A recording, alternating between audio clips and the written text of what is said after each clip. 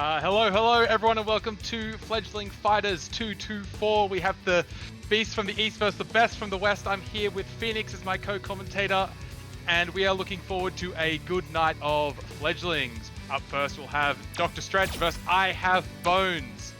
So seeing some familiar faces around here as well as some highlight hooligans that I love to see every single week. Phoenix. Yeah, we're gonna have a great evening. I'm looking forward to this. It's always fun getting to do some commentary, and we, as you mentioned, we've got some familiar names filling out this bracket. It's gonna be a good old time, and yeah, I'm excited to see what everyone's got to show. Yeah. If I had to name, maybe not the year, but this recent fledglings era has been dominated by Birdie, I would say. I think that character has had some very good representation, but all those boys have moved on up, I believe. So now we're finally going to get to see some normal-sized characters on the screen. We got no big bullies. It's just going to be some good and honest plasma chucking and footsies. So everything that we love about Street Fighter. That's the theory. That we'll get some honest gameplay. Yep. I'm sure that nothing for an Akuma main to complain about. I see a couple of those. Yeah. Okay. And so up first we have Dr. Stretch Nuts versus I Have Bones. Now I'm actually not too familiar with I Have Bones. I've seen Dr. Stretch on here a couple of times. Do you have any idea of what characters we'll be expecting on this one? Just judging from what we saw in the lobby, I saw a Guile and a Nakali. Actually, but who knows? Nakali, the forgotten villain of Street Fighter V. Yeah, he never had his time to shine in the planet. You know, they kind of. Yeah, well, he's like he's the character that eats you and steals your power, right? So at the start they were like, he's the ancient evil. He's got his own powers, and then Bison was there, so he kind of was like, no, that's what I do. All right, but. Like, my whole thing is like, yeah, that's my whole thing. No, you still steal people's stuff. Oh, but we're putting Seth back in the game. Oh, and Seth does that too, obviously. So, and in we come.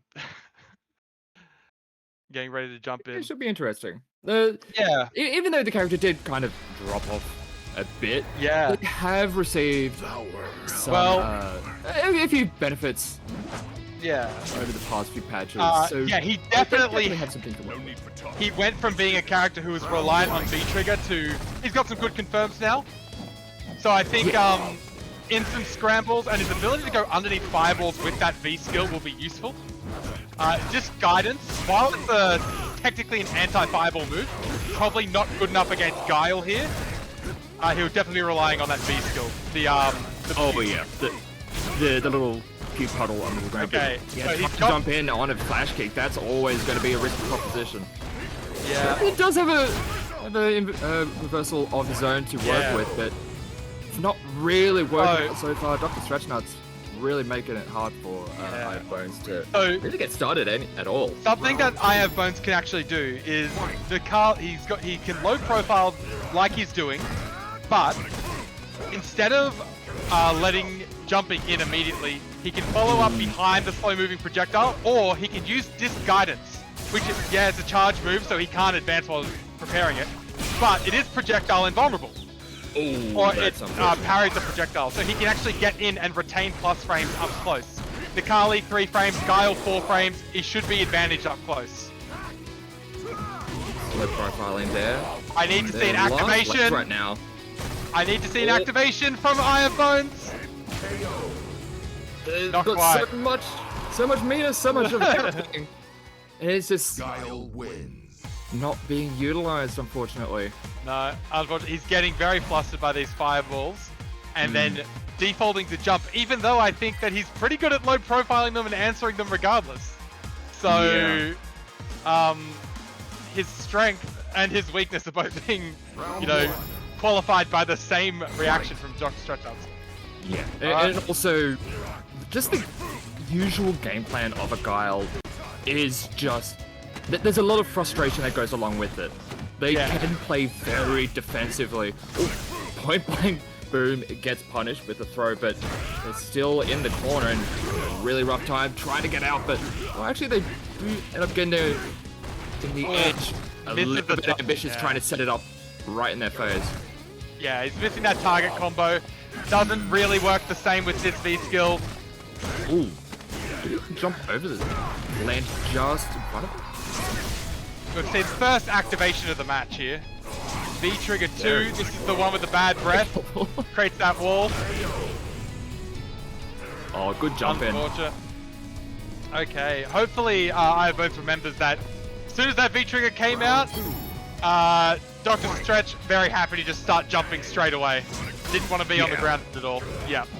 So if he remembers that one into this round, he can really like change the way the game is played. Oh. Actually, lands it. Takes him from coast to coast with it and has reasonable positioning now, but is unable to really make the most of it. Lets the jump out happen for free. Yeah. Raw activation, but in there now. Can they actually do anything with it? They are getting kind of frustrated to death by this Guile game plan. Yeah. Yeah. Just jabbed out at the end. Just a bit too much dominated by fear in that round. You saw, you're against Guile. I know sometimes it's scary to approach him, but you actually have to go to him. You can't, every time you move backwards, he's just going to take up the space. The booms move so slowly that you're not actually wasting anything he does. You need to be neutral jumping, or you need to be walking forward and blocking, getting the booms off the screen in some way or another as quickly as you can. Shuffle block and go on. Yeah, exactly. So when you do what I Have Bones did, which is you avoid the boom using your low profile, and then you immediately backdash, it takes away anything that you've earned by timing your move well, and just handing the Guile player all the space that you should, by right, it should be yours, you know? You're just letting this guy come in and take all your real estate. Exactly. You've applied pressure a little bit by setting up this game plan and then kind of bailing out yourself, and just gives Guile the space again. And unfortunately, that is going to be one that they're going to have a look back on. And the other thing I think that Nakali, this is, you're talking about some of the buffs he received. Most of them are that from lights, he can now confirm into his specials. He did not used to be able to do any of that. So if, you know, if you are, you know, watching this later, I Have Bones, I would like you to check some of your frame traps against 3-frame characters, but Guile's actually 4-frame, you can get away with even more, just to stop him from mashing out, and then seeing what specials you can get. DP is a good one that you can get. Stomp is a safe option if you're not as good at hit confirming yet. We didn't really see too much of the stomps throughout that. We didn't see any stomp or any disc guidance. And Guile, being 4 frames, has really struggles against the stomp, because what he would have to swing with, you know, I guess a jab, but it's so short range, the stomp spaces itself perfectly for that. So, you know, Guile, polarizing, often crushes a lot of characters easily, but the Kali I do not think is one of those. I think he's got a lot of answers for Guile. So, be good just to see. Maybe try the other V skill as well. Also good to get a second one. Alright, and immediately coming into our next set. Yeah, we got Gian Solo versus Apple Cyanide. Okay, fireballs are just food for G. Oh yeah, they are going to eat those all day, every day. A bit of early season anti-air there, using the V skill. Okay, and the V reversal's coming out early to keep the corner. Yeah, just walks them all the way into the corner. Happy to just take up the space. Hey. Not overextending with the pressure as well, which is quite nice. Just trying to find the right opportunity. Ooh, did and landed with the EX. Jump. Not confident in challenging G. It looks like. Doesn't really know that he has to stop these level ups from happening. He just allowed that second one to go straight in. He's got the full trigger. He should be able to. Unfortunate. Oh, goes right over the top of the fireball. Nice. So, Obviously, when G gets all of his stacks, that fireball is a big problem for a lot of characters. Not really for Ken. Ken, with his V-Trigger 2, should be very easily able to mitigate the advantage from that. So, hopefully we'll see Ken playing a bit closer, which is actually his range. Yeah, wants to get right up in their face. Start applying that pressure. Not allow the G to get set up. As you mentioned, once they get those level ups, they can really impose a lot of, well, just become really incredibly dangerous. But if you prevent it from getting to that point, they have to really go out of their way to set it up after. Yeah, especially against a character like Ken. So Ken, for those who don't know, fastest dash in the game, 15 frames. So he, on reaction, will probably get in. He's also got the run. He's very mobile in a linear way. He doesn't have any air mobility or anything like that, or ways to get past projectiles, really. But when it just comes to moving close to the opponent, he can get in. And he needs to play at a range where that's always a threat, because Insolent Demon is just bullying him down with really not a single thing being done by Gian Solo there. He's died with full meter, full V-Trigger. And you never win a round if that happens.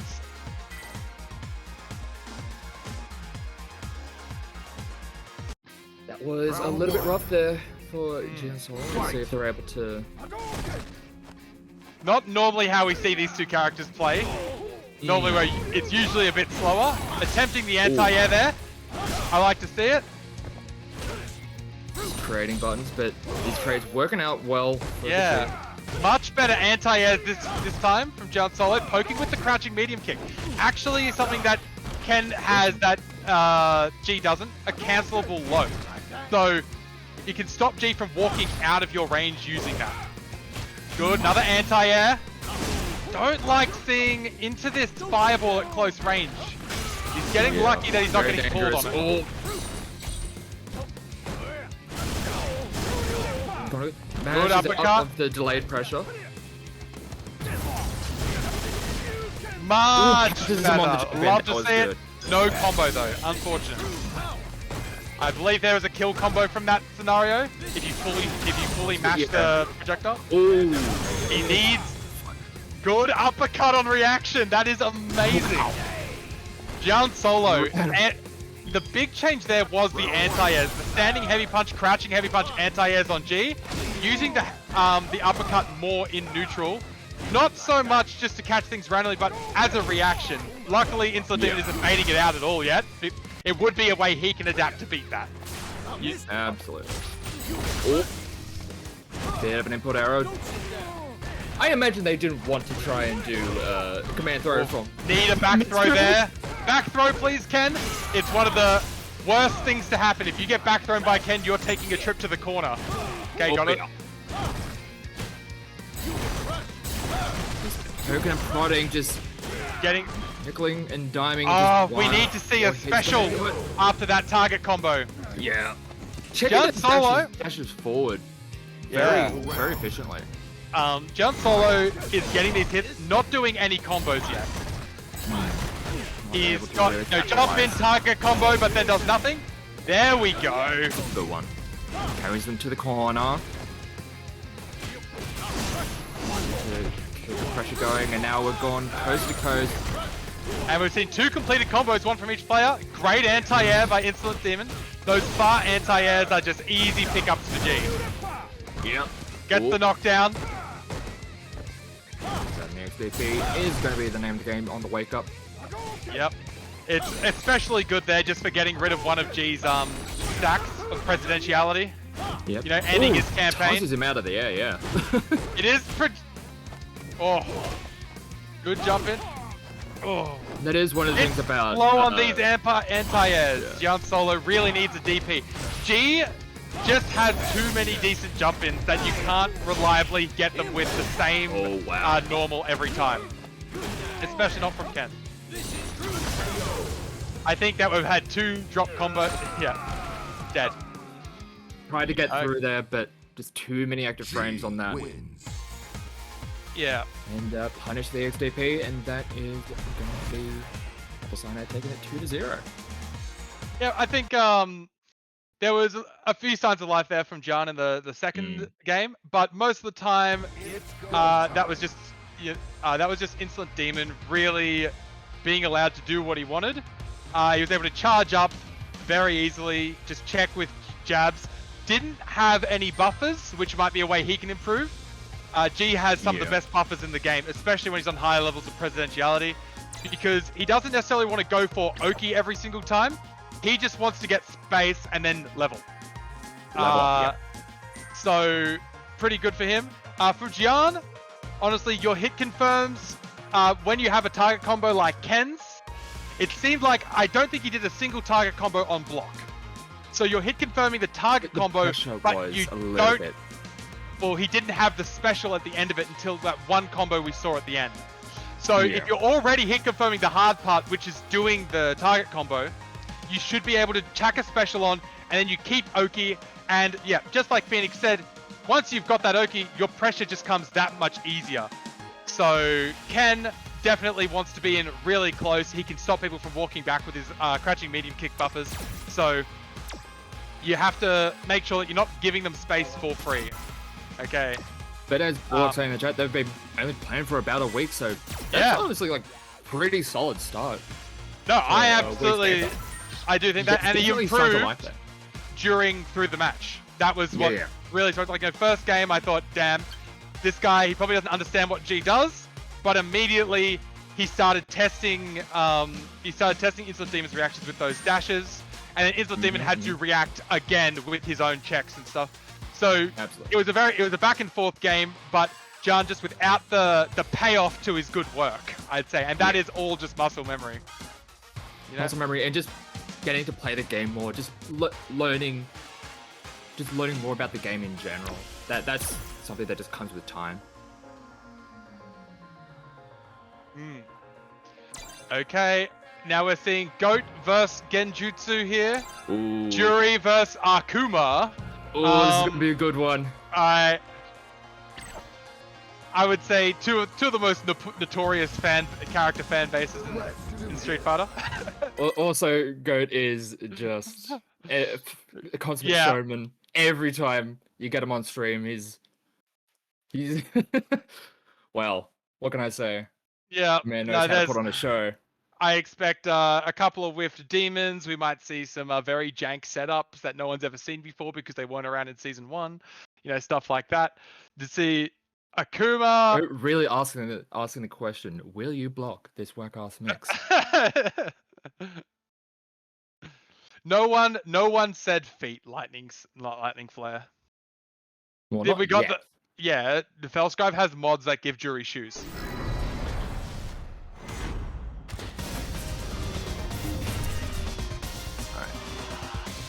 This is going to be an interesting one.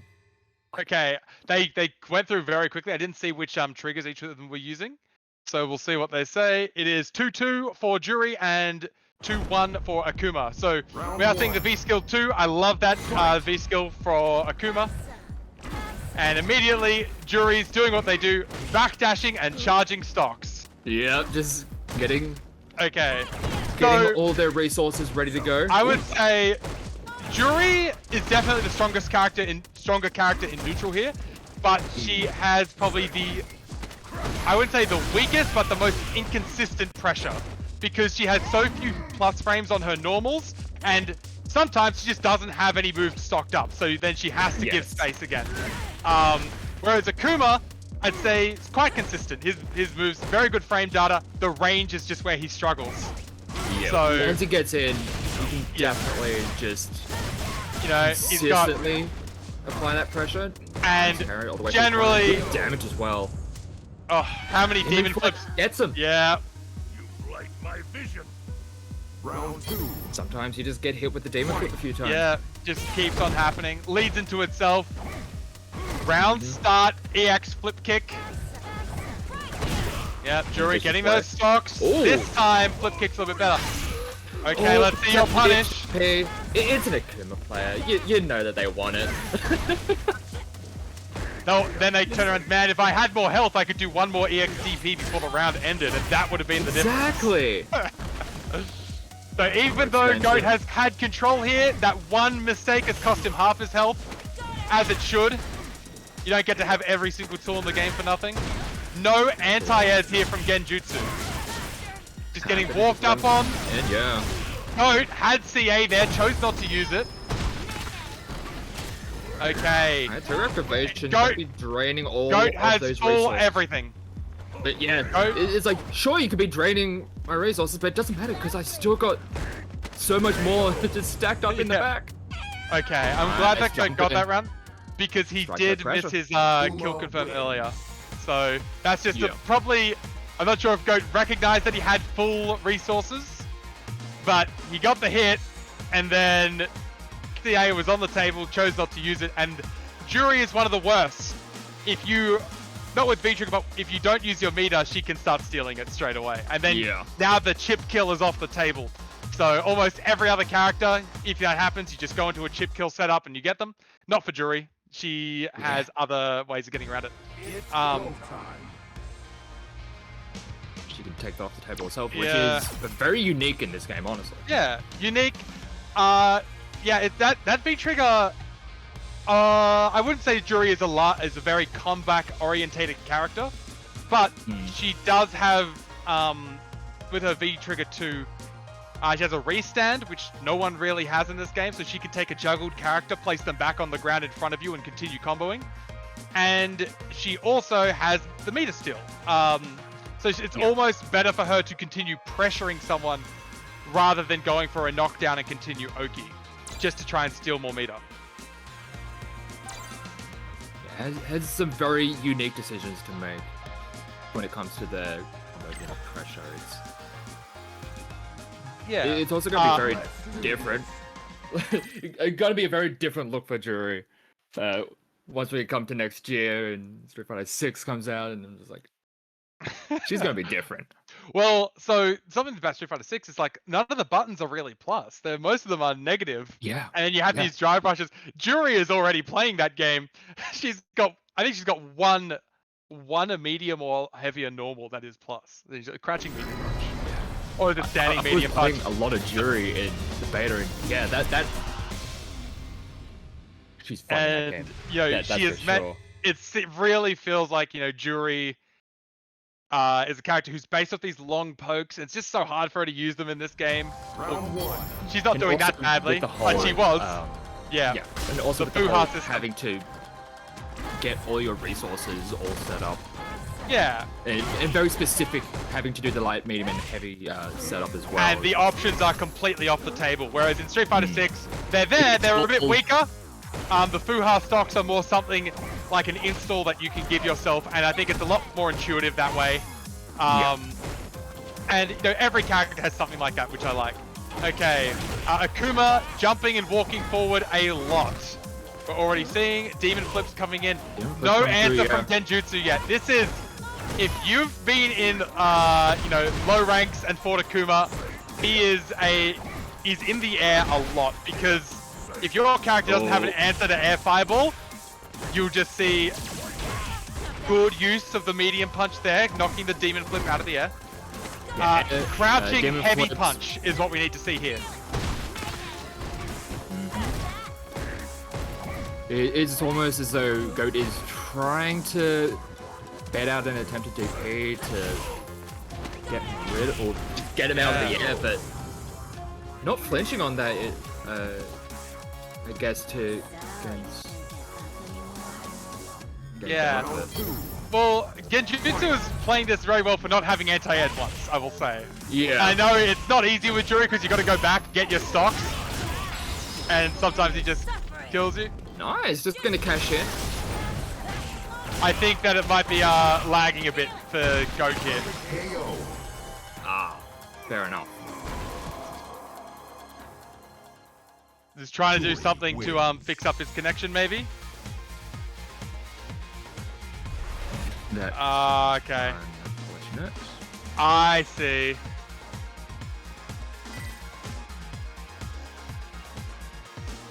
Yeah. We will be getting a connection test. That explains why they went back to the the lobby the first time. Okay, now that I see Genjutsu has the 2 wins in the lobby, that means Goat went back the first time. I thought maybe Genjutsu was going back to change triggers, but wasn't keeping track of it. Oh. Yes, soft to soft. We've all seen the NRS No Mercy. Hey man, my controller's screwed up. Do you mind if I just change it? Yeah, sure, no worries, man. Then just immediately take the rounds, and it's like something like Injustice, where there's only 1 round for the entire game, so you just take a whole game off them.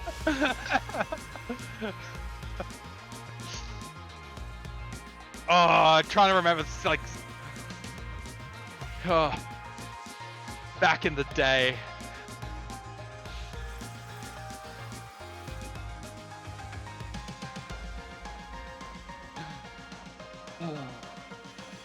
And I guess that's one thing we can also note, or at least I could note from playing the 6th beta, is that the netcode was bloody brilliant.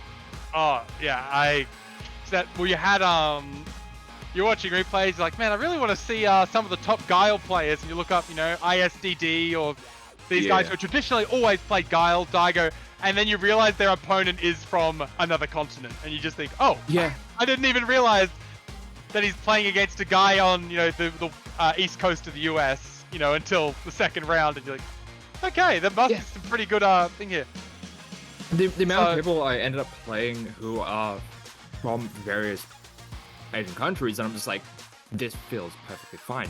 I even played with someone from Mexico, and I'm just like, yeah, it was a little spotty, but considering it was from here to Mexico, I'm just like, that's actually not as bad as it would have been with a lot of other games. And it tells you the connection too. Like, that is one of the good things. That is also everything that's happening right now between Genjutsu and Goat, where they're getting a ping test.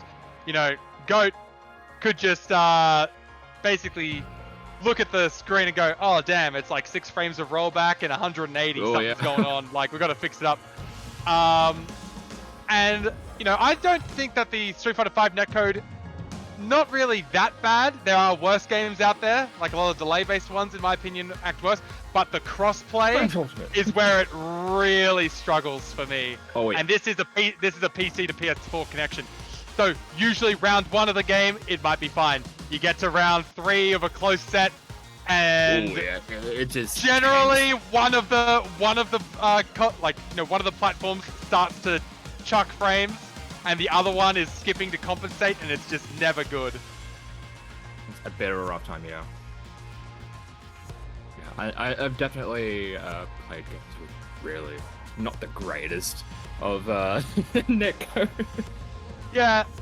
So I came back to I commentated a bit of Street Fighter V. I haven't played in a long time. Midnight got me back into it. So I went back on the ranked grind, and I have found a player, Grand Marlow, and this guy, he ones and dones, but I thought, you know what? Absolutely fair enough. Cross-platform connection. It's always shaky in the last round. There's no point. And then they're like, hey, by the way, this is actually Rams. And I'm like, oh, I know Rams. I used to play against him 5 years ago when I first picked up the game. That's awesome. He's still around. But, you know, it's always interesting. Like, I'll be playing and it's like, man, this connection sucks.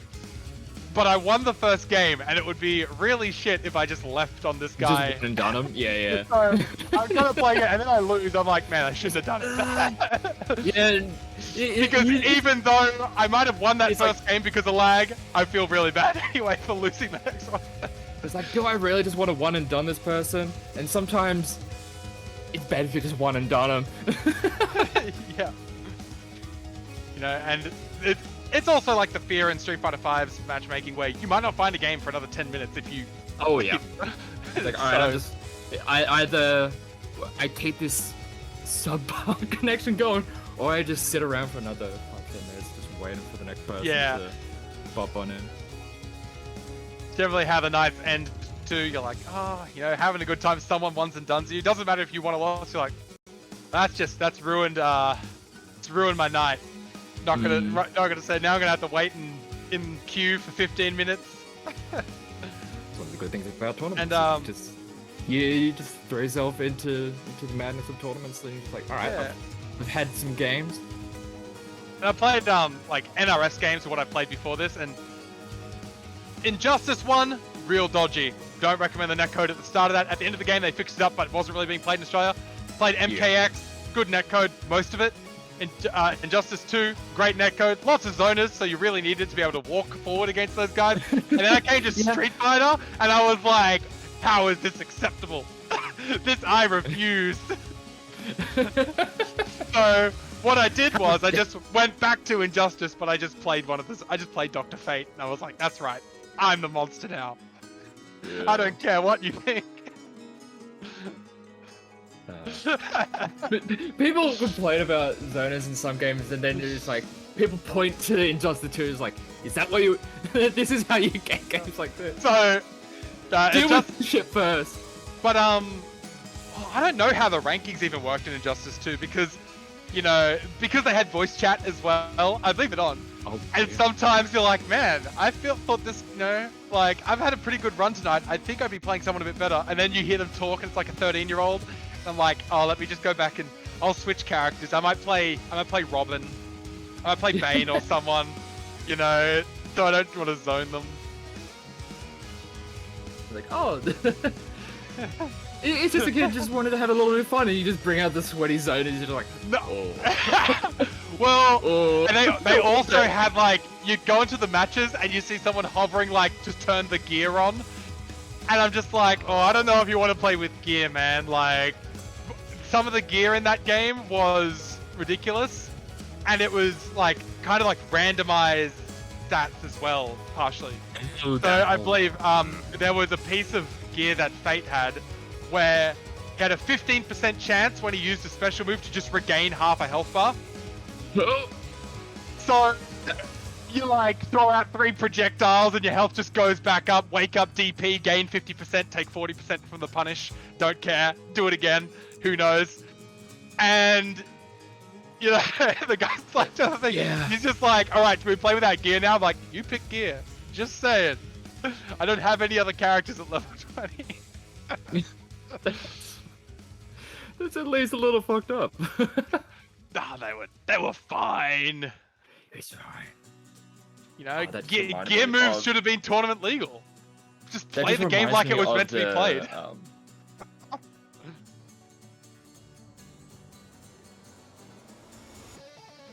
Okay, no worries. Unfortunate. So will this mean that we have... Let me just refresh the bracket. You can see it on stream, but... I think we'll be having Lightning Flare up against the Warlock. Yep, that's going to be fun.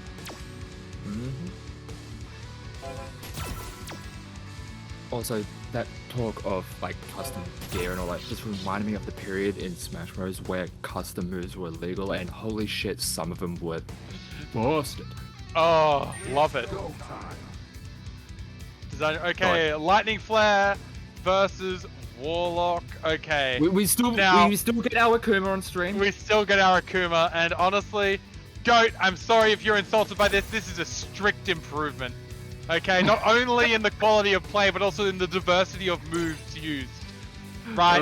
Because Warlock is like the Native American of fighting game players. He uses every piece of the Akuma animal. Oh, yeah. Nothing is untouched. If there's a button on the stick, it has to be used. If there's a move, he'll try it in every variation. You can't be wasteful. Return to nature. Yeah. Okay? Absolutely. Now, and on the other side, Lightning Flare with Bison, plus Frame Central. Hopefully we see... Well, I'm thinking that we'll see V-Skill 1 from Bison here. V-Skill 2, not... If they're ready for it, it's never usually that good. We're seeing Hell's Warp. It is going to be the Hell's Warp. Okay. So, Lightning Flare walking in like a man who plays a lot of Battle Lounge, but not much ranked.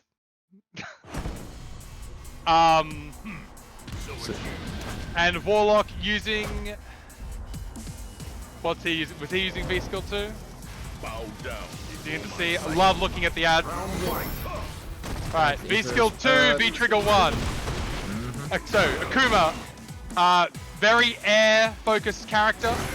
And Bison, biggest weakness, probably, apart from walk speed being very bad, is his anti-airs heavy buttons. Yeah. So you have to do it about two. Very much. Yeah. So he can respond to a jump in done by like snail mail, but if you're like texting that shit to him, he probably won't get there in time. Oh yeah. Yeah. So predictable air to air goes for the air to air. Yeah, the air to air worked out quite nice, but yeah. See how that goes. And Akuma being able to use the air fireball. Other guys. So yeah. Definitely think that Lightning Flare should be trying B skill 1 in this. You can grab that air fireball, you know, with it and then send it back. Use it in combos. Return to sender. Yeah, exactly. Oh. Oh, no punish on the Hell's Warp from Warlock. Just okay. decided to jump out. I do like the V trigger too. Oh. Yeah. You're not gonna be able to mix him up with that one. Yeah. Very good to like landing. reverse the DP time, reverse the DP input, but if Warlock just walks forward, he won't get hit by that. Good air to air from Lightning Flare. The stomp can be a bit of a knowledge check when it comes to those mix-ups. I haven't seen any combos really completed here from Lightning Flare yet, but his movement has actually been quite good. He's preempting Warlock through the air. Ooh. Okay, interesting challenge there. Yep. He's preempting Warlock. He's actually using anti-airs reasonably well, considering the character he's playing, whose general weakness is. And he's playing at a distance where... Yeah. So Warlock being a bit more unpredictable. Just a bit hard to really put the hurt on him without completing combos. So in that situation, trying to get that activation down, slide in, be a good one. Or enforcing plus frames with maybe EX scissor kick to get in. Because you're not going to be able to chase him down by walking. Obviously, it looks like Lightning Flare is used to people just coming to him. So, in this case, this is the most... that quite a bit when it comes to Bison, but... Yeah. In this case, also, Warlock playing back. Absolutely. And as you mentioned, Hell's Warp isn't really going to catch out a lot of people once you get to a certain point. We'll see if they do end up changing that. One thing we did see at least once or twice from Lightning Flare, they did end up using the slide to go under some of those air fireballs, but yeah, as you mentioned, trying to get in was a real tough ask there, and Warlock played it very composed, very controlled for a lot of it, just playing at that range that Lightning Flare just had a tough time trying to answer. So generally, Bison, in terms of normals, definitely has the range advantage on, he's got Cyclo Reflect now. Normals has the advantage on Akuma. Akuma has a Fireball. Normally, it's not much of a use against Bison due to the Psycho Reflect, which Lightning Flare has now picked. But he didn't have it that time, and every time he used Hell's Warp, he was counter hit or neutral jumps. So this time, he's going to force Warlock to be the aggressor. This is, I'd say, Lightning Flare. Very reactive player. He had anti-airs on deck. He's covering his weaknesses. Now he's got to use his strength. Trying to go for the air to air there. Ooh, gets crush countered. It's going to be some big damage. And also carries him to the corner. Oh, unfortunate. DP. Warlock. Disrespectful throw game coming in. Yep, able to not finish it off just yet, but... Okay. Throw. Well done, Warlock. Oh! Through all of that attempted pressure, and now it's time to get back into the corner. Yeah, good check. The whip Tatsu into the DP to try. Oh, just missed the combo. Good air to air. Doesn't get much more off. Yeah. The Tatsu that time. Needs to do crouching medium punch for some of these one button confirms. This is so frustrating if you're Lightning Flare. We can see where he's been practicing. These multiple button medium strings are where he is wanting to be right now. But Warlock is just being so frustrating. He's air flipping. He's playing right on the edge of this range. And it's not where Akuma normally plays, but it's working for him now. And, the cross up in the corner. We'll see it. always the bane of many players that cross up in the corner. Yeah. So, Lightning Flare, I haven't seen you play for a couple of weeks, mate. Massive improvement. Just the way that you were able to really force Warlock to go to options that I don't know if he would have gone to them naturally, but if you're making your opponent whiff Tatsu into uppercut, and, you know, Akuma has 16 ways he can approach you, you're able to check most of them, that's pretty good. The one thing that you can do now is you're going, defaulting into one button, into Hellflame, which is negative and unsafe on block. Try and go into that Scissor Kick instead. It's a lot safer, and it's unlikely to whiff at max range. If your button is like, you know, a crouching medium kick at max range and you do into Psycho Ball or Hellflame, it'll miss. But if you're doing the Scissor Kick, it'll still reach, and then you'll be up close and personal, able to really enforce your pressure. Think about the spaces that your buttons and specials leave you. Because right now, you're taking your turns when you should, which is good. You're reacting to jump-ins, and you're trying out different versions to stop their options, but you're just not capitalizing when you do have the hit by putting yourself in a favorable situation afterwards. You're willing to return to neutral, which sounds like, you know, that's where you want to be because you're Usually a reactive player. Fine. Yeah. Yep. But in this case, Warlock is gonna, you know, pick from the deck of many things, and it's gonna be scary. So, really good stuff, Lightning Flare. Hope to see a bit more of you tonight. Good stuff. Yeah, and just Scissor Kicks in general, it can be just a good pressure tool. It can be so annoying for a lot of characters to deal with. I actually think that Akuma, he cannot really challenge after Scissor Kick most of the time because his buttons are too stubby. A lot of characters in the game just really, you know, the Scissor Kick just happens to place them at the perfect place where only Bison can hit you, but you cannot hit him. And also, Bison plus frame monster. It's just another one of those things where it's like, all right, cool. You've thrown yourself at me. Now you still get to just press buttons. How is that fair? It's like, well, that's just the Bison thing. And it's also just good mobility. It's a good mobility tool. Because as we were saying, doesn't necessarily have the best mobility. His walk speed is dog shit. His dash is reasonably reactable because it is that teleport.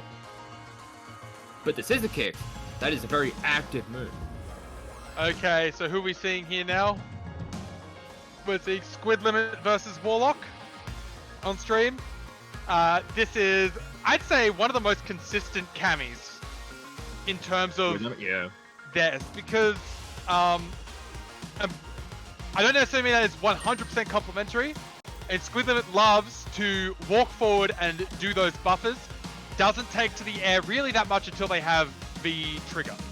So safe, I'd say safe. The safest way you can play Kami. It is, like, for a character that, well, honestly, both of these characters very low on the durability scale. Yeah. Both these characters don't have a lot of health to work with. Yeah. So being rather protective of the health that you do have and playing it reasonably safe makes a lot of sense. And especially because, like, both these characters, once they get those hits, they can do a lot with a single hit. This is Kami vs Akuma has been a staple of Street Fighter V. I think for a very long time these two have been near or around the top. And it's really because they both have ways of deviating their jump arcs and being really hard to anti-air. They're so fast on the ground. Akuma with his standing medium kick and Kami with her standing heavy punch, they can kind of just do single button buffers that lead to good knockdowns immediately. And in the corner, they had devastating throw games. Now they've both been, I'd say, mitigated a little bit in terms that their health is lower. Everyone's stun is higher. They can't walk over you like they used to. The throw loop, so the throw game from both is a lot weaker. But in neutral, they still have that walk speed. They've still got those good one-button buffers, and they still have ways of deviating their jump arcs. Kami, I'd say, is a little bit easier to access. Once she has a bar of meter, she turns off a lot of Akuma's options. But Akuma has the higher damage, so... Yes. And I'd say he has the more explosive V-trigger. Kami's V-trigger is great, but it's not gonna do 50%. Yeah. Kami's V-trigger is like, alright, you're still doing very similar stuff, but you're just getting a little bit more out of it. Whereas Akuma, it's like, alright, you've just gone to another level. Yeah. So Akuma still in charge here. Cammy without the meter yet to really do what she needs to do. She can activate at any time. Would have liked to see it activate off that standing medium kick. Just into a meterless confirm to get advantage going. Ooh, again, catches him out. Nice. Get him off him, but yeah, as you mentioned before, it's like just making it tough for anti-airs to really work on Warlock. Yeah.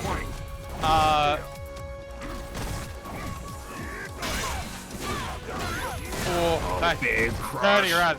I think he missed his anti-air, but you'll take that. Oh, needs to really hit confirm these crouching medium kicks. A lot of jumping from both. Oh. No need to neutral jump there. You just have to be quicker on the reaction. Nice spin knuckle to get around the fireball, but it ends up with just a trade. Good uppercut. Gets him out of the air. Spike again. Okay, Cammy with the activate. Oh. We're seeing a super. That just caught him. Instant activate. Oh, no confirm. Yeah, that's unfortunate. What can you do with it? Punish But the DP. This should be a And kill. back the other way. There it is. Oh, saved all the meter for the next round. Squid Limit should be very happy with how that went played out for them.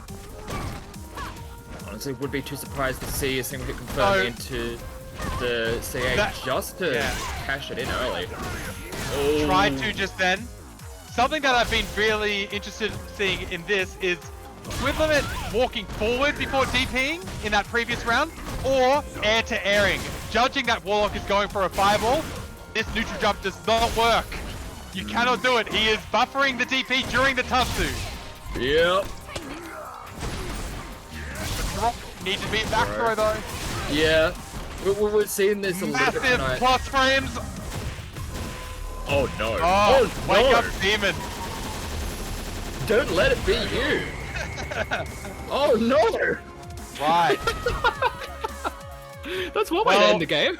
Yeah. Just get hit with a wake up demon. Yep, we saw both supers of them wake up that match. Both of them hit too.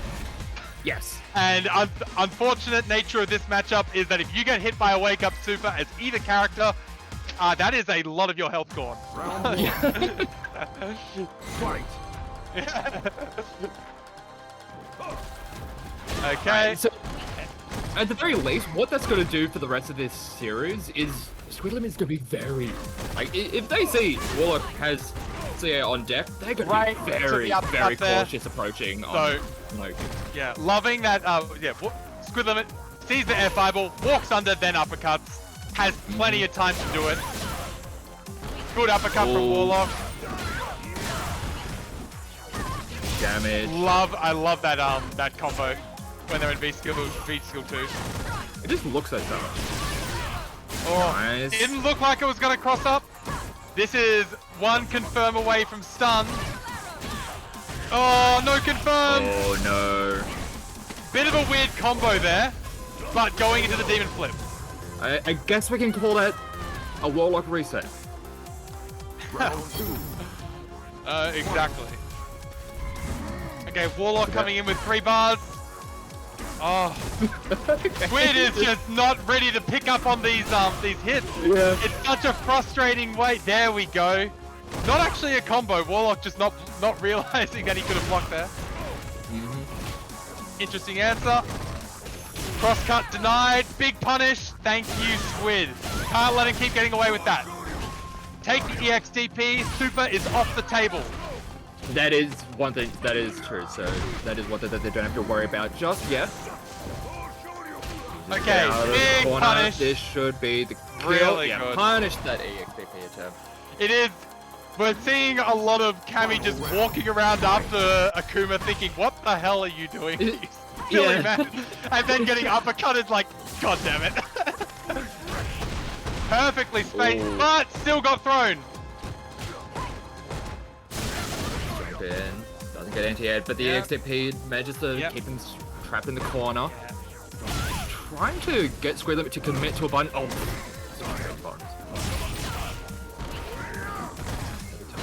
Max. With the meaty overhead. Ooh, that was... Seeing a big activation.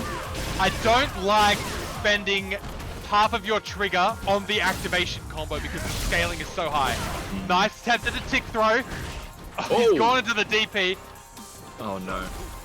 Okay, any fireball here is gonna be a EX. No, but it didn't hit.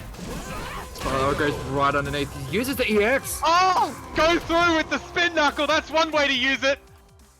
Yeah, most people don't even. You often forget Kami. Used, like, quite a bit throughout the game so far. We've seen at least to get around a bunch of those fireballs, and yeah, that time just caught him landing. Squid is actually one of the few Kamis you don't see spin knuckle used that much. It's plus and it's advancing, but it's so easy to just check with a heavy button. But with someone as active as Warlock, you can kind of get used to his rhythm, and when you see the fireball come out, you can always predict it. Oh, big crush counter combo. Not the best combo if you want to go for OG. The shift gets checked. A meaty sweep. Uppercut. Yeah, well, there's more EX DPs that just keep on landing. It's being used as like an after-the-fact anti-air. Like, I got jumped in on. I know that she's plus, but I'm just gonna uppercut now anyway. Yeah. Nice. Go through the fireball. That is another one of the options that can go straight through those fireballs. We'll see the V-skill again. Oh, the trade on the anti-air. That needed. So V-trigger 1 actually makes Kami's uppercut fully invulnerable. So she could have still anti-air there, but just went for the back medium punch. There is a reason why you'd want to do that, because all your spiral arrow confirms along the ground become so much more dangerous when you have the V-trigger, so you want to save it. But you can catch out on it more. Yeah, it's just, you know, Kami only gets 2 uses of the V-trigger, as good as it is. Oh, such a meaty elbow inside your abdomen back medium punch there. Didn't realize that you had the combo. Animation, yeah. So the top, good anti-air again. Into the throw. We haven't seen many Kami throws recently. William flip, gets punished. Oh no! By the overhead. And again, there was even all block. There wasn't even the whip Tatsu into DP. That was a Tatsu on block. And they're just like, you know what? I'm gonna keep on going. Oh, dude, just out of range. Squid, please! No! And that, oh no, just throws him landing, and that's gonna do it. Warlock Kuma wins. Gonna take it.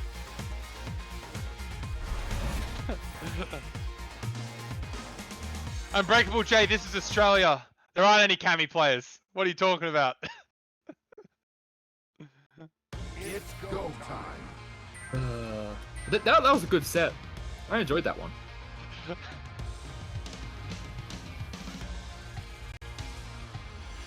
I enjoyed it too. I felt like Squid had an answer for everything, but didn't always use the same one. Yeah, and also like they weren't able to really make the most out of all the hits that they were getting. Yeah. Yeah. You know, I don't think Warlock blocked a single crouching medium kick, but he's blocked the 2 crouching medium punches, then you do the crouching medium kick and he just doesn't block and you weren't ready to confirm it. That happens a lot. So... And on the other side, Squid didn't really block many of the EXDPs from Warlock. Got hit by an awful lot of them. Exactly. Well, like, yeah, they were placed in very annoying places. They weren't really used as anti-airs or even as wake-ups. It was, oh, you press 2 buttons, but you definitely press a 3rd. So now I'm gonna do my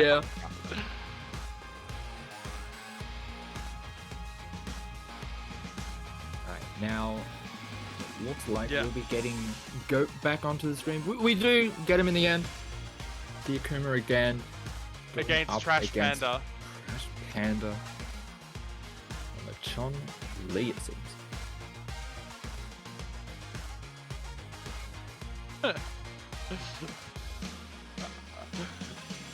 Warlock, they were tight. +2 and doing a 5 frame is tight. Maybe they need to be a bit looser so that you can't do that.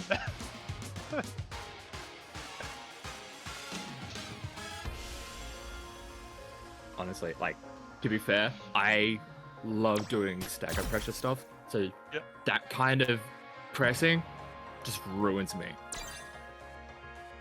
And I recognize that, but it doesn't stop me from trying to go for stagger pressure because it's just so tantalizing to be like, all right, I'm getting you to press a button, but it's a reversal button. That's cheating. Let's do this.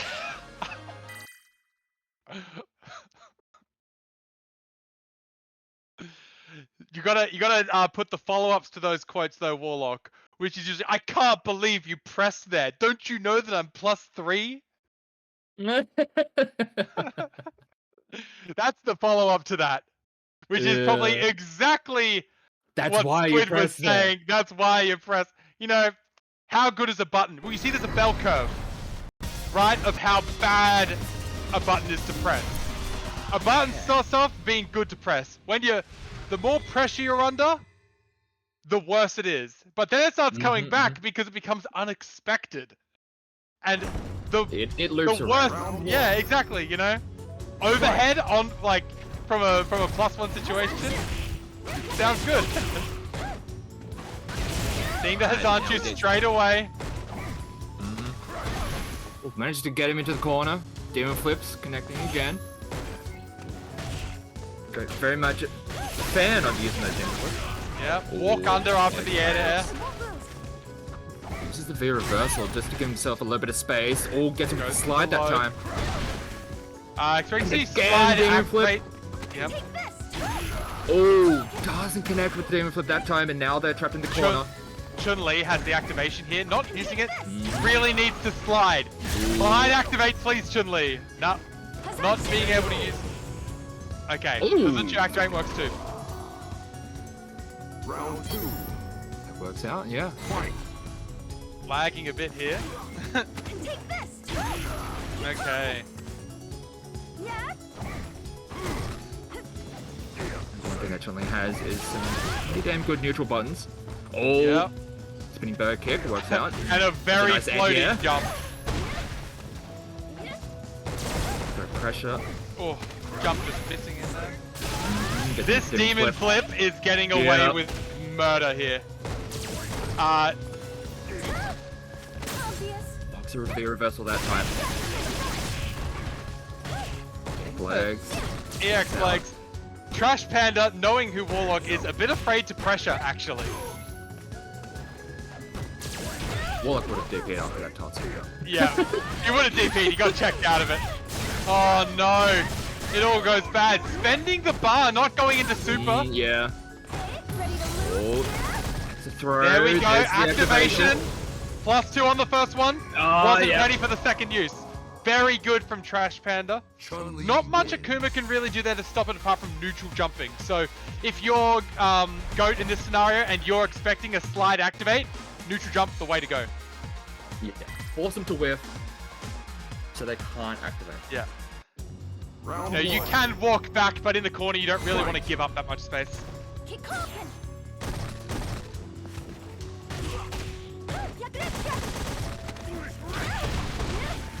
Nice throw out of the left. Goat, he's so Goat's falling into a pattern a bit here where on block he's defaulting into his demon flip. I think just about every single time. And Trash Panda has been able to walk under that a few times. So props for the hit convert, you know, on hit he's seeing his combo and going for it. But he might want to just not cancel. Feel on it a little bit, yeah. Yeah. Oh, nice. Jump in. Oh, would have liked to see an activation there from Chun-Li. We're not seeing anything. Slide. Oh, You've good. got an She can activate and kill that. Got to use everything you've got. There we go. Good V reversal. Keep her out. Just on meter. Oh, Nice. these Back on the jumps, throw. I think these jumps might be attempted TK legs. To get legs. Yeah. Yeah, because Trash Panda is jumping themselves into the corner a lot, and it's such a bad character to do it with because Chun-Li's jump arc is so floaty.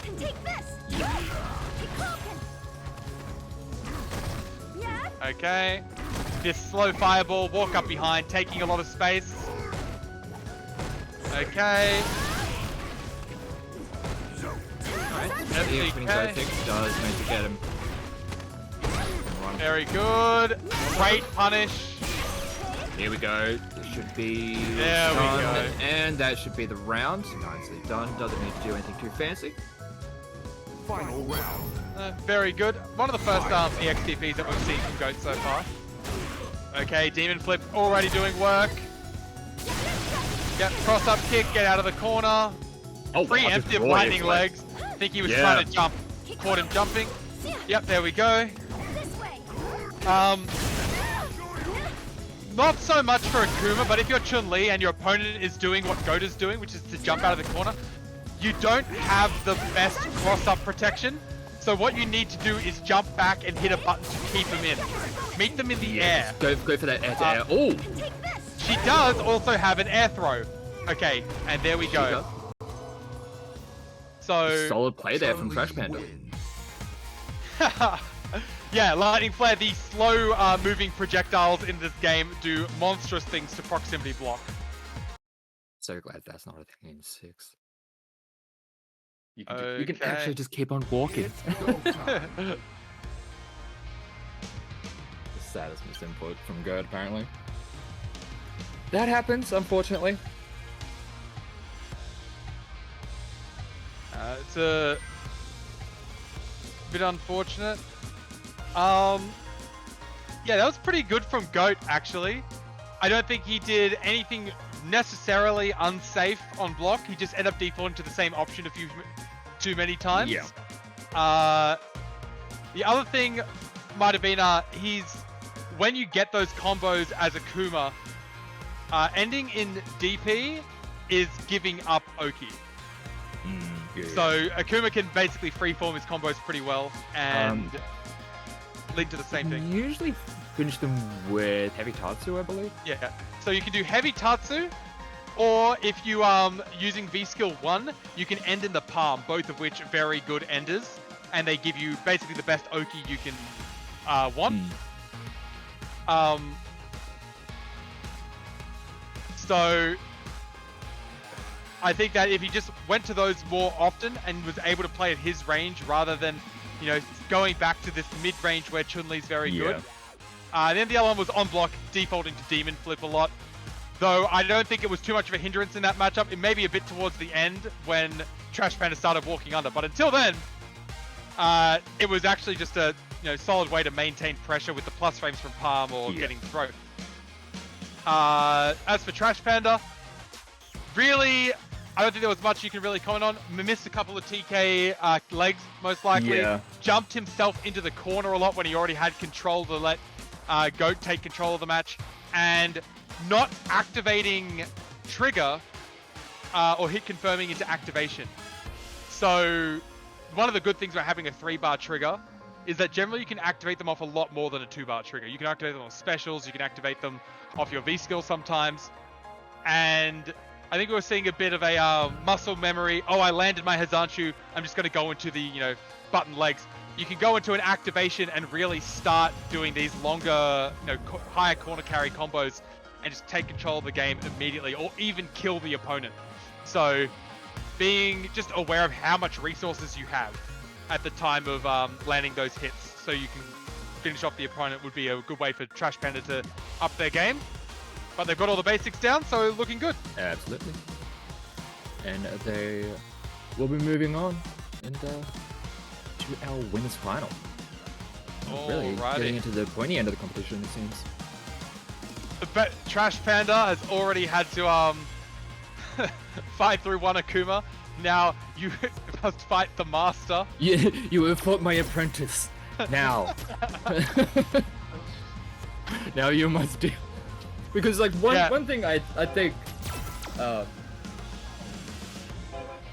Goat ended up letting Trash Panda get away with was pressing buttons after Tatsu. Yeah. No, exactly. Like, Warlock doesn't let people do that.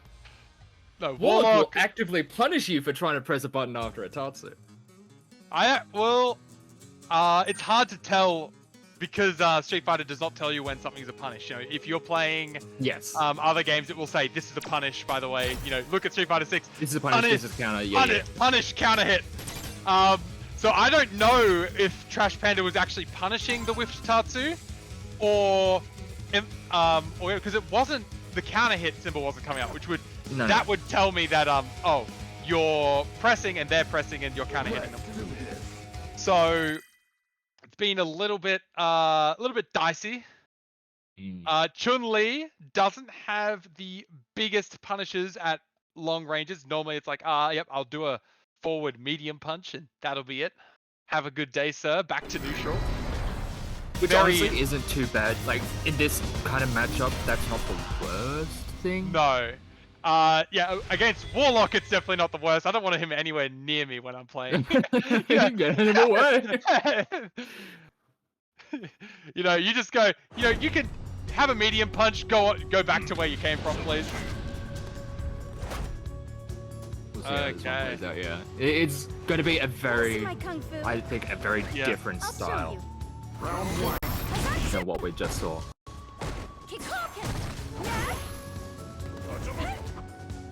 Yeah. The Tatsu acting as a walk under there. Yep.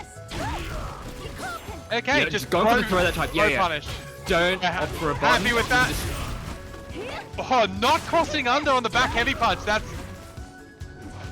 Oh no, Chun-Li's back heavy throw. Back. Yep. Akuma's DP in trigger, fully invulnerable from frame 1. So. Okay. So Panda able to get the opening and finish it off quite cleanly. Yeah. That was a very clean round. All that they took in response was just the activation DP. Dive kick. Yeah, Lightning Player, it doesn't tell you if it's a punish. So you never know. Sometimes you're just like, I wonder if I got punished there, or I wonder if I could have blocked that low and just wasn't holding down back. Goes over the top of the EX legs. Gets away to the media overhead. Okay. EX DP. Oh, just don't know about the back teleporters, your Oki. Yep. An interesting Oki option, but oh, here we go. Wow, yeah, Trash Panda does. Nice. Very good activation there. Good interruption on the crouching heavy punch. Ever since that change, I have not seen people interrupt it very cleanly, but Warlock. Oh, the EXF fireball manages to catch him out of the air. I like the idea of going up to meet him in the air, but yeah, just that was just the one option that Warlock was thrown out with. Really just stuffed that option. Yeah. No, Trash Panda, just a tendency to crouch a lot in like, you know, at the range that they want to be at, is making these Tatsus even worse because they completely miss.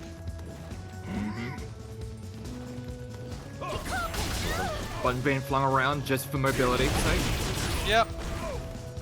Again, there goes. Big punish. Yes, the X fireball, but that is going to be punished that time. The activation. Oh, crush counter. Not the best crush counter. Not realizing probably he was going to get just going for a plus frame setup. It's very rare that someone tries to mash after your jab. Maybe it was a bit SPK. Might be a kill here. Getting this kill. Yeah. Nice. Managed to get it. These activations are much better. So, a big thing about this is Akuma is a low health character with a 3-bar V-trigger. This means that, one, he's nearly dead by the time he gets his V-trigger. So if you're playing your own character with a 3-bar and you get yours first, you can often just kill them on the activation combo and he won't even get his comeback factor. It's a big, one of the reasons why having low life probably matters more in Street Fighter 5 than it has in older editions where, you know, there wasn't this comeback factor. is they get theirs first despite not losing as much health. Or having more health remaining. This should be a big punish. Okay. DX legs. Gets him into the corner. Oh, this is gonna be a stun, not a stun! DP. And once again, Warlock dies. So, we just saw it there. Warlock was gonna get stunned before he ever got his trigger. So, it's really unfortunate that he just doesn't have the options to enforce his game plan. Whereas Chun-Li, once she has hers, she must have 30% of her life left. She can go into a slide or into, you know, Fireball Activate or Hazanchu and get things going. It's a chance to really take control of the match from a losing scenario. Really good play from Warlock here. Improper punish. Yeah. EX for the stun. In a good spot. Very good. One good stun deserves another. Maybe see a reset here. No reset. Going for damage. Nice. Oh, catches him trying to press the button. Or trying to do anything, really. And again, we go to round 3. Okay. Bit of a weird string there. I think Chun-Li's do it a lot. Maybe because they want to keep their spinning bird kick charge. But counter hit light kick does not go into crouching medium kick. So you want to go crouching light kick into standing medium punch if you are Chun-Li. What's up? Good throw tech. With the slide, but doesn't work out. Warlock jumping after getting hit. Trash Panda not ready for it yet. Good bait. Activating. And well baited. That is the thing. You turn your minus situation into a plus situation and suddenly all the cracks start to show themselves. Panda takes it. Yep. Pretty cleanly. No, this is oh, this is first to 3 now. First to 3. Trash Panda. So there is a chance. I think this shows you the difference between Warlock and Goat, where you know, Warlock takes these risks. Trash Panda a lot more willing to just walk and punish. So that's why maybe those demon flips were more effective against Trash Panda. Yeah. But this gameplay from Warlock a lot less effective because Trash Panda lives and dies by wanting to wait for these DPs. Yeah. I'd like to just see some wake-up buttons from Warlock to take advantage of this really conservative play. Good anti-air. Oh, rush counter. All these combos that end in DP, they don't give you the best Oki. It's like Chun-Li go back to her favorite range and get things started. We're seeing it again. Damage from the activation. Trying to teleport out, but gets thrown out of it. It's an activation. Tries to get through the fireball. Okay, Warlock knows that it's his turn to press there. Fireball trade. Good uppercut. Gets the kill. Gets him trying to cross them up again. Okay.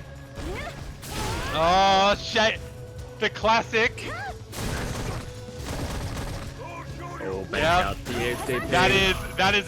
There's a player matchup tech right there. Yeah. Knowing that he will uppercut after a miss. That one. That's alright. You take it. DPs, EXDPs do not give Oki in this game. Maybe some do if you activate, but not in that case they do not. Some fireballs trying to find a way. Double dash. Work the way in. Alright, just raw Trash activation. Panda now has his own V trigger ready. He'll be waiting. Oh, once again. Nice pressure. The crouching light kick doesn't lead into anything. Oh, here we go. That's the activation. Should be the kill. Much better activation there for Big Trash Panda. That's good kung fu. And we hit activations. Yeah. Maybe I can get the job done. Yeah, so Chun-Li, her 3-frame, for those who don't know, is her crouching light kick. So she has a low 3-frame. Downside is crouching light kick does not link into many other things. So she's not going to get really big combos off it. It's more of a, you can counter hit confirm into a medium. But apart from that, she generally has to go into EX legs, or in that case, V trigger. Much better activation, knowing what to press and interrupt with. Jump in Getting there. a combo hit. Oh, Okay. no, CP. The This should patience. be the kill. Yes, it patience. is. Giving them enough space for Warlock to overextend. And it consistently punishing those with DPs very well there from Panda. Yeah. So, yeah, I think just this good punishes all around, waiting for DPs.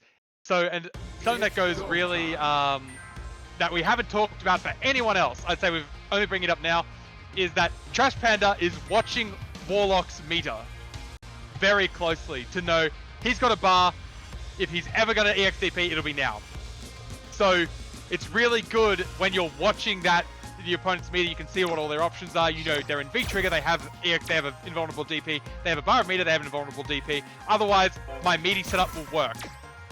Okay, and when they are +2, you can go for the throw very risk-free, because the only other thing Akuma can do there is his teleport, which is not throw invulnerable. So really good to just see that Panda very aware of not only his options, but the opponent's options, and adding those better V-trigger activations into his game. Just let him kill Warlock from 30, 40% sometimes.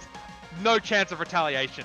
That is the downside of Akuma. He's got low health. You've got to punish him for it. Otherwise, he's the best character in the game.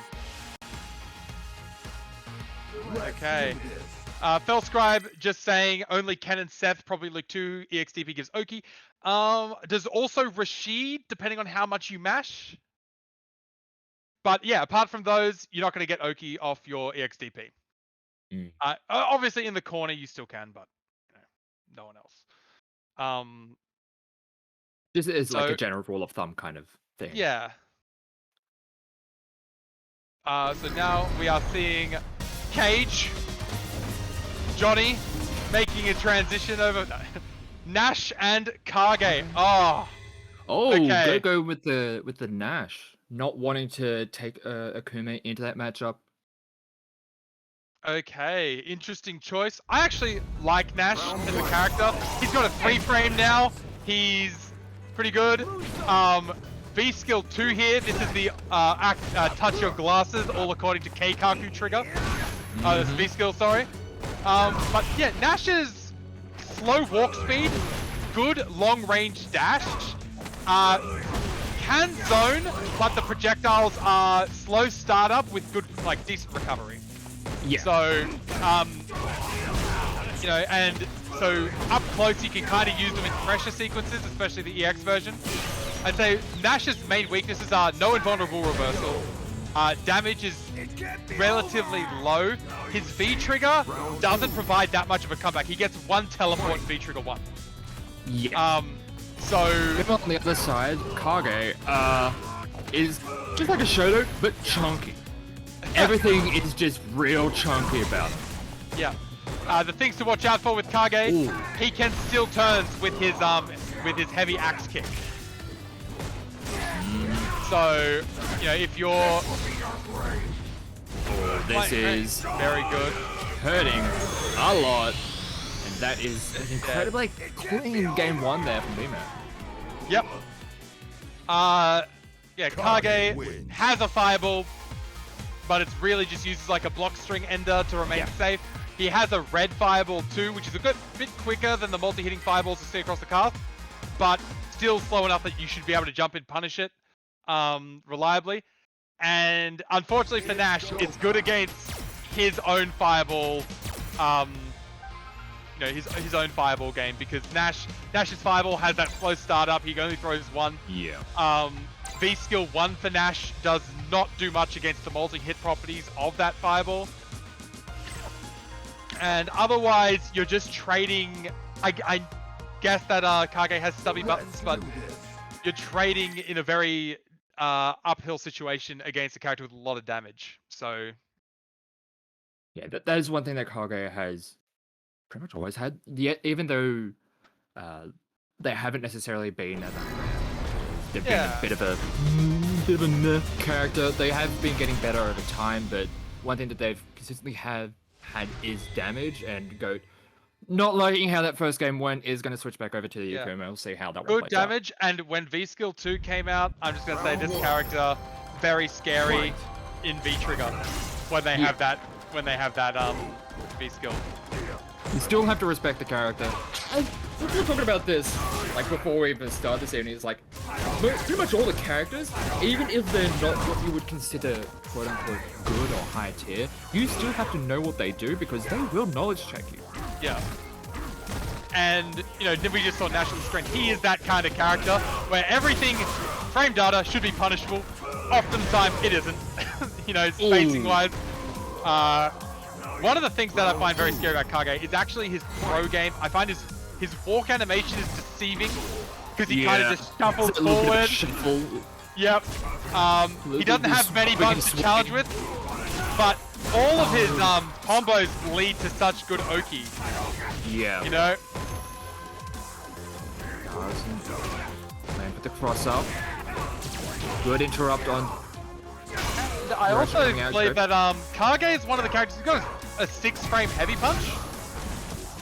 You know, that is, if you get counter hit by that, like you try and press on challenge and then he does that, you're in for a lot of hurt, yeah. Strike priority in this game means heavier buttons will beat lighter buttons even if they hit on the same frame. So a 6-frame heavy means that if you trade, you know, if you would normally trade, you're probably going to lose. And now you're taking a counter hit, which leads to the heavy axe kick, which, you know, those are the Twitter clip combos.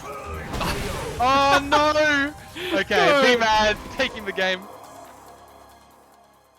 I respect the attempt. Go. It was just like, all right, cool. I threw it out. I wanted to hit it, but understandable.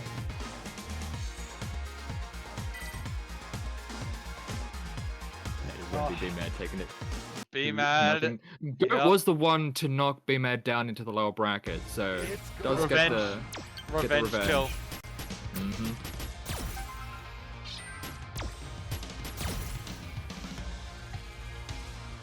That is going to be unfortunately holding out in, I believe that's 6. Yeah, and it's, you know, it's well played by Goat. That's the end of your run. I don't think there's much more we can say or about your gameplay in that match because really that was the Kage knowledge of people. He's not a character you see often, and the games against him when you're losing only go for a few seconds really because. And they feel bad because just like, am I allowed to press any buttons? It's like, well. Yep. Then you block the slightly slower axe kick and you think, that was my turn, I just missed it, damn it. You know, that was over. So maybe there was a chance for me to press a button, but well, there, it's gone. Exactly. Sorry. Kage just he kind of bulldogs his way in. All of his buttons are plus, pretty much. So, you know. Yeah, the medium punch, both medium punches, got a cancelable medium kick, you can spend meter just to keep some advantage, you know. Just a lot that you have to watch out for. But we'll be seeing more of him tonight. That's good. Okay. So it looks like next on stream we're gonna have B-Mad versus the winner of Squid Limit and Dr. Stretch. Okay. Which will be Cammy versus Guile. Who do you expect to come out of the winner of that, Phoenix? Cammy and Guile. Gosh. I can see the Guile just waiting for Cammy to approach and then just flash kicking or like using booms to try and get them to like. There's also the potential for Spire Arrows to just completely nullify boom. Yeah, attempts. Generally it's a game where you know, the air isn't as useful to Cammy as she would like, but she just walks up and Guile is a 4-framer, she's a 3-framer. She's got a good throw game, so it becomes and they're both tickler pressure. Yeah, they're very simple characters, both of them. So it's kind of like reductionist more than anything. When they get meter, they start employing other things. like most characters, but really Cammy just uses it for her EX spiral arrow. Or she's using it for EX dive kick to get in before Guile can charge his flash kick or something like that, or to get over, and one of the few characters that can actually get in over a Guile flash Sonic Boom before they get punished. Finding the right opportunities to get in when you recognize that the Guile doesn't have charge.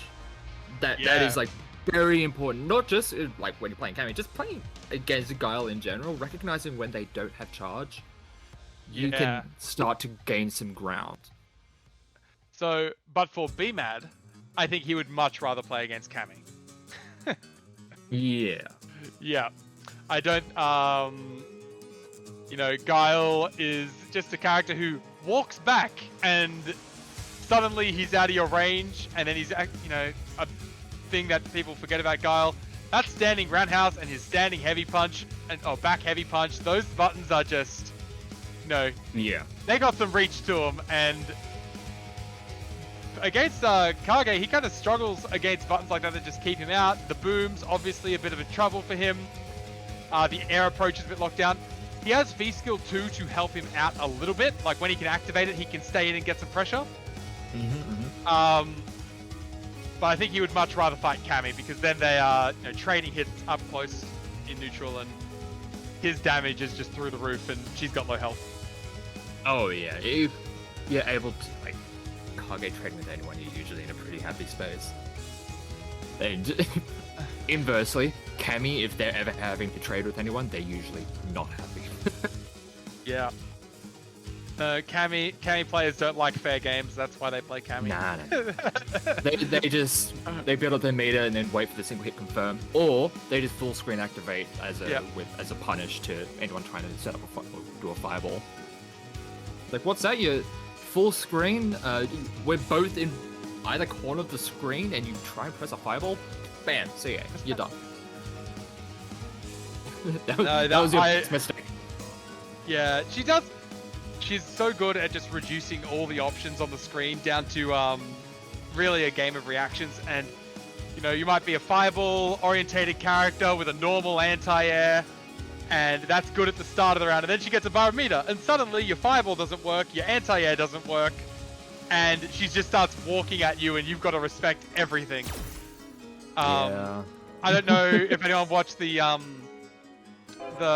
EU West CPT, and Jimmy, MGC Jimmy plays Ryu, was running up against a Cammy player, and he would just dominate the round until suddenly she got a barometer or her V trigger, and then he just started backing up the whole time, because there's not much you can do. You just have to start respecting it.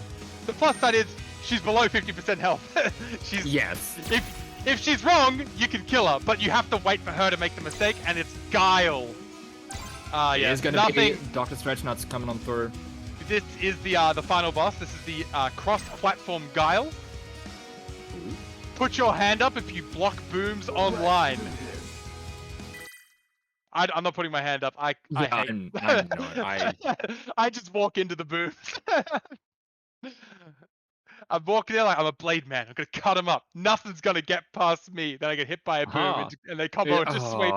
Oh no! I can't believe this has happened again. Damn it!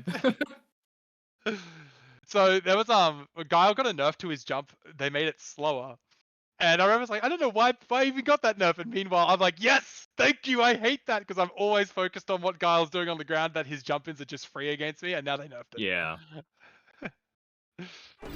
Okay. So Kage. Bit interested to see what we'll be getting here. Okay, Sonic Dive versus Kage's Sakei-ken. Sakei-ken? Yeah, which is the projectile invulnerable lunge. So we'll see if BMAD knows about the Sonic Dive being negative up close. Or just having to deal with his good buttons out of he's escaped. Yep. Strike that pressure. Good. Trying to get on the Guile when if they're just holding down back in the corner, you have to find something else to do. So you might be wondering, Guile's Air Sonic Boom, is it like a Kuma's? It's not actually. It's not you jumping and doing an input. It is a move you do from the ground. It's very important for Guile because what it lets him do is advance while throwing a boom. Because Guile's a charge character, so he can build up charge while throwing out the boom to cover his advance, and then throw another one when he lands. So, really good move for him. Round 2. Fight. There we go, just seeing some... Fucking no, or at least part of the replay. Jump in. Yep. Oh, something that Kage has. He's very good at leaving you standing in throw range. Oh. He's done. He's just a character that's built to work, isn't he? Oh no. Missing is super confirmed. Oh, that is shouldn't commentator's cursed right there. He just built to work immediately. It doesn't work. It's like, oh well, no. I think that he was just did a he meant to do his super at the end there and he missed it. Okay, these jumps. Everything's there from Stretch Nuts just to get back to. We'll be seeing a Seikeiken activation. Seikeiken activation would be good here. Or just a jump in. No, just kill him! Slow option. Be mad, please. Okay. There it is again. You know, I love seeing my low-tier heroes, Kage, climb up these mountains and take victories, but make it easy on yourself, please. Kage winning, not using Big Trigger once that entire round. That entire game, actually. So, you know, I'm pretty sure you can activate off the Seikeiken.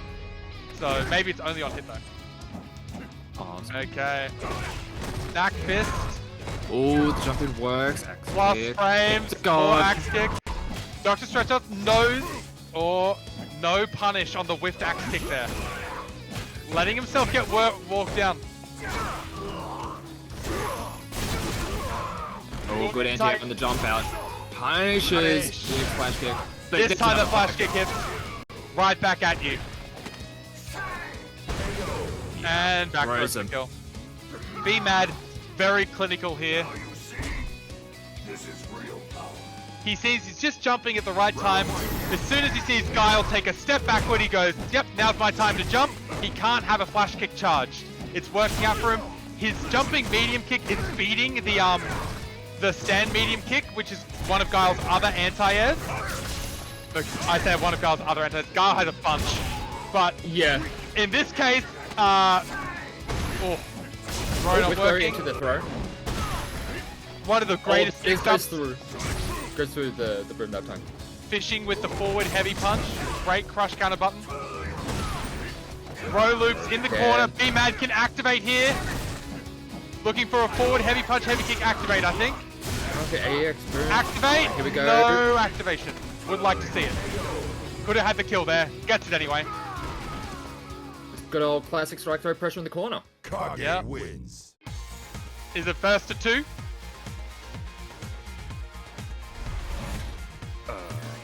Yeah, I'm gonna Kage the worst Shoto. That might still make him pretty good. Oh, I know Dan. Forgot about Dan. There's. Where would you put Sakura on the list? Round 1. Sakura's won a major, so I don't know. How can she be bad? She won 2019, right before COVID for Japan. No, I think all the Shotos are pretty good. It's just that Luke exists and thus they all look a lot worse. Overshadows them. Yeah, that's basically it. That's usually how it goes. Yeah. Throw attack. Yeah, just being able to deal with the throw. It's like you can have brilliant defense, but if you're like you can block everything, you can block literally everything. But if you're just gonna get thrown every single time, B-Mad is just going for these throws and crouching heavy punch anti-air. So we're just seeing B-Mad ending his combos early, either going into a fireball or into the medium axe kick, which leaves you advantaged and literally within kissing distance of the opponent, and he just grabs them. So working out well. Yeah, exactly. You know, I'm sure that Guile's lips taste like freedom.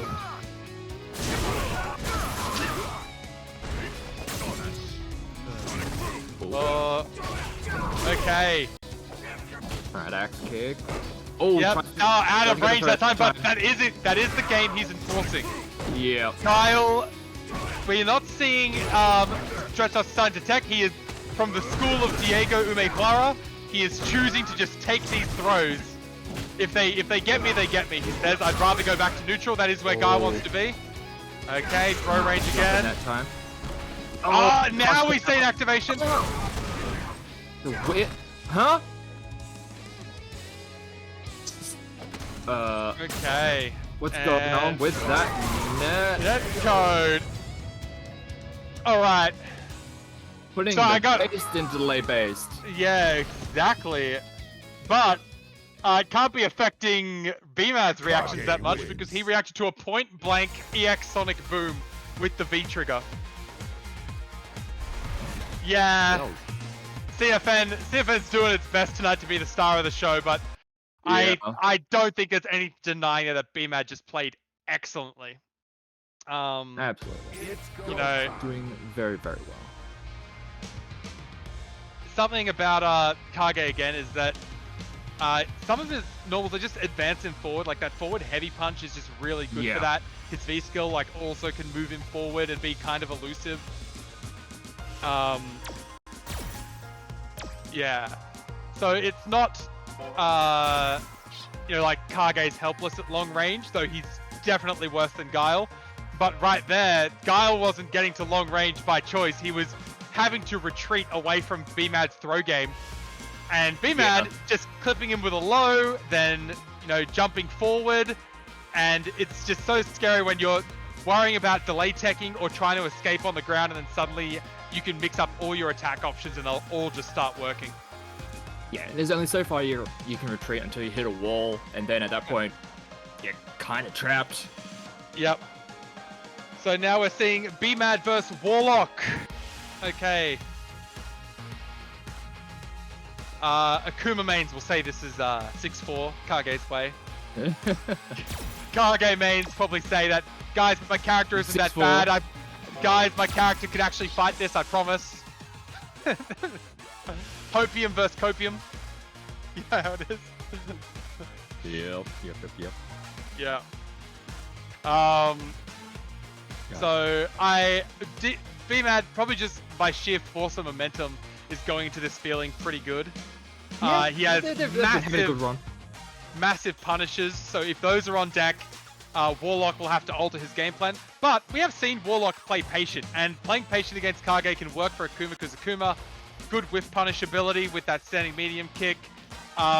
He can basically do that wish punishing, as they call it, when you just go with a heavy normal into the mid range, like with your heavy punch. Please, it's like, please land it. I hope this hits.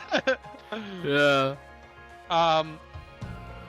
And you know, anti-airs on both sides are very good. So this hopefully should be ground-based, but you know, I'm not going to make promises because Warlock will find a way to circumvent the norm.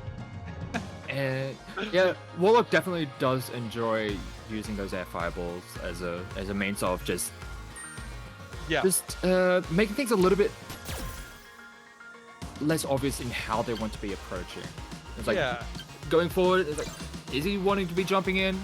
Is he wanting to just keep on throwing those fireballs? Is he wanting to... So, something we saw in Warlock versus Trash Panda was that Chun-Li's light punishes without meter are almost non-existent.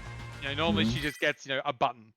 So if you're at a range where it's hard for them to punish, you know, Warlock is happy to just take, you know, light kick, and then he just walks back and he's back to neutral again.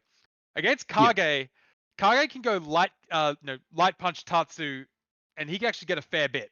So suddenly, and it's off a 3-frame, it's so much more dangerous to leave yourself open to Kage. So hopefully, it'll take way more. Yeah, Warlock needs to play this a little bit further away. One of the only matchups where Akuma might have the range advantage.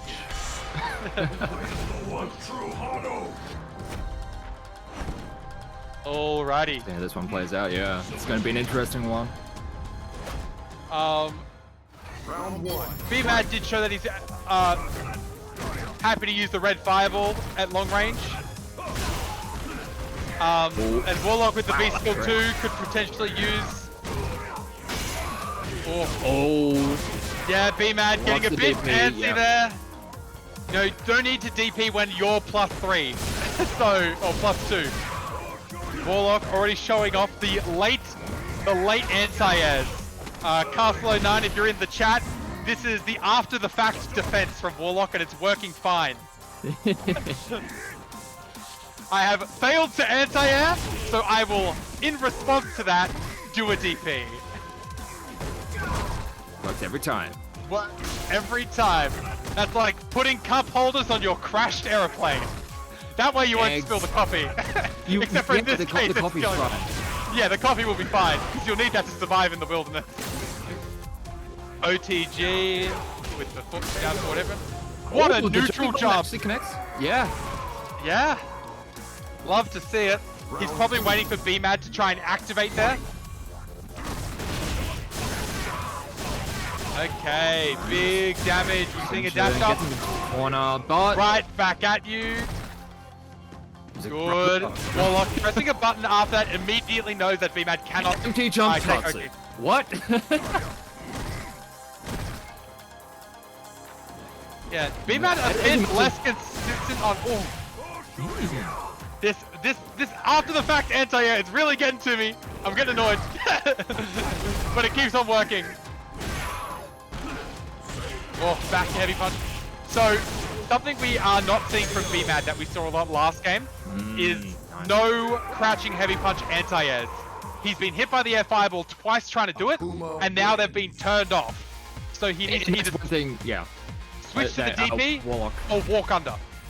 Yeah, that's one thing that a Warlock does like using that air fireball for, is for just mixing up the jump-in options to make it so that they're just going to keep... It's like, oh, you have this anti-air option that you're liking to use whenever you see someone start jumping towards you. Alright, I'm just going to throw a fireball at you and you're just going to cop it. And then when I do end up actually jumping in, you're going to second guess yourself. There we go. That's the jab punish that I told you about. Yeah.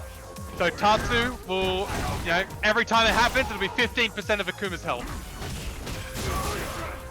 Big jump in, or DP ender, not what you want. Yeah. You need to try and get something that gives you a bit of Oki. You can't let Akuma escape. He's got good walk speed. He's gonna walk off and use his fireball against you. Walk off into the sunset. There we go. B skill ender, very good. As you mentioned, that heavy punch is advancing just a little bit, but got a little bit too advanced. Just keep on pressing it, and the demon flip does connect. The wish punish in effect. Do it. Loving this. B skill activated. He will win the fireball war. Just a bit hard. Yeah. Keeps on throwing. B-Mad just wasn't able to activate in that match. One thing we've noticed is in all of the games that Warlock has been playing today, he likes playing from the mid-range. Of course, that's where Whiff Tatsu works. Exactly. Yeah. It's like it. There we go. Oh, backing up. He's looking at Warlock's meter, being scared. Warlock just walking away. Okay. This is... some of these buttons. From mid-screen, it's like, alright, you gonna try and whiff punish me? You try to whiff punish Warlock? Oh no! Flips to the air! Activate! Time to activate B-Mad! Take your... Oh, no, it just gets tossed. We need to see something here. Oh, the dive kick. Oh, it didn't work. Good jump out. He's got the activation. What can you do with it? Throw game in effect. Oh, the teleport chases them down. Nicely done. Warlock has an activation of his own. Okay. Do with it.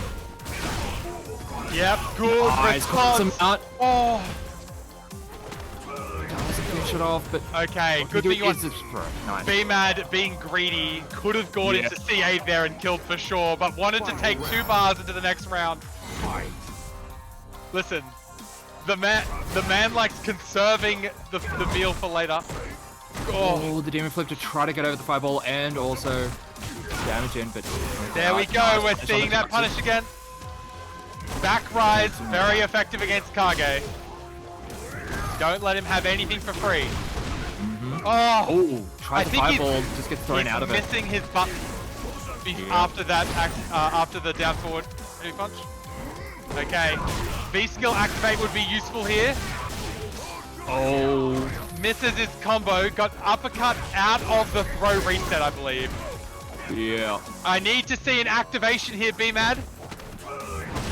Got a lot of meta to work with. He's got everything. He needs to get started before Akuma does, because Akuma is about to activate himself. There it is. There it is. Visible DP. Running out of time and health to work with. He can even use his own V-trigger to see these jump-ins and then really know what's up. Alright, here we go. Okay, he's got the activation. He's... Strike throw. Oh, tries to catch him out of the air, doesn't work. Tries to do it again, but there's the DPs on the land. Oh, he's jacked up. Oh, Jesus, this is scary. Overhead. It's kicked. I think we just saw every type of axe kick there at the end. Yeah, that was a wild kind of ending. Like those last 5 seconds, they were just hovering around each other like flies, but not touching each other at all. You know those no collision like old SF4 videos where they'd play like do every move but somehow never connect? Yeah. Have you ever seen those compilations? Yeah. That was that right there. Oh, hate it when you get the air-to-air, but you land second. Oh, Bit late on that DP. No combo, though. Messes up. Combo. Crouching heavy punch from Akuma. +3 on block. What a move. Okay. Even though he didn't end up getting the combo, was able to maintain good positioning. But tries to get him with the whiff Tatsu into the DP, but doesn't work out that time. Not quite the optimal. I think B-Mad just going for what's safe at the moment. Again, ending with the EXDP. To approach with those air fireballs. Oh, no combo, unfortunately. Mm-hmm. B-Mad getting a bit flustered. Akuma is just always in the air. You don't get consistent combos off people who play like this. You get lots of opportunities to punish, but you don't get the best punishes, and it's hard to know which ones you got to use. Especially for a character like Kage, who is very combo-centric. You know, he's got to identify if someone's what hit state they're in, if they're airborne, if they're grounded, if they're crouching, how far away they are, because he can just whiff sometimes. Okay, he's got everything. Good check on the approach.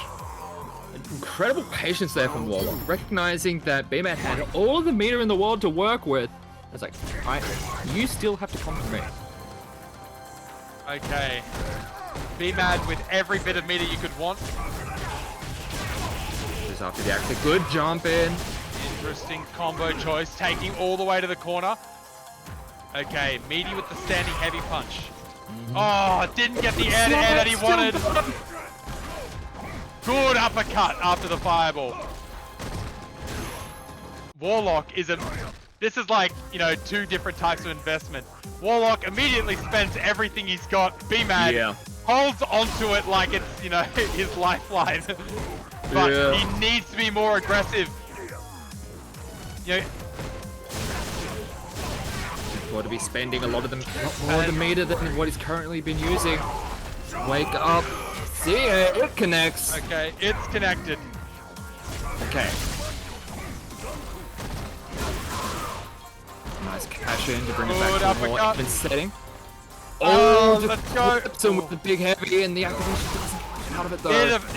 Bit of a mix-up there on the combo. Needs to use that heavy kick first, so then activate there. Sneaky.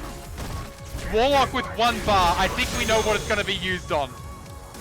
EX air fireballs. It was either the EX air fireballs or the EXDP. He has been using an awful lot of the EX air fireballs. Yeah. As you mentioned, very happy to just spend the meter as he's getting it. Yeah. Well, you know, if it's a choice between having it, using it and not needing it, and needing it and not using it, you know, we can see who, because B-Mad spent 3 bars that entire set. that entire game. And it was to use as a wake-up super in the second round. Warlock probably spent about 7 or 8. Just because he's using it. And the way this game works is you build meter from offense. So spending meter to maintain offense. No, spend money to make money. Yep. Big Nice. combo.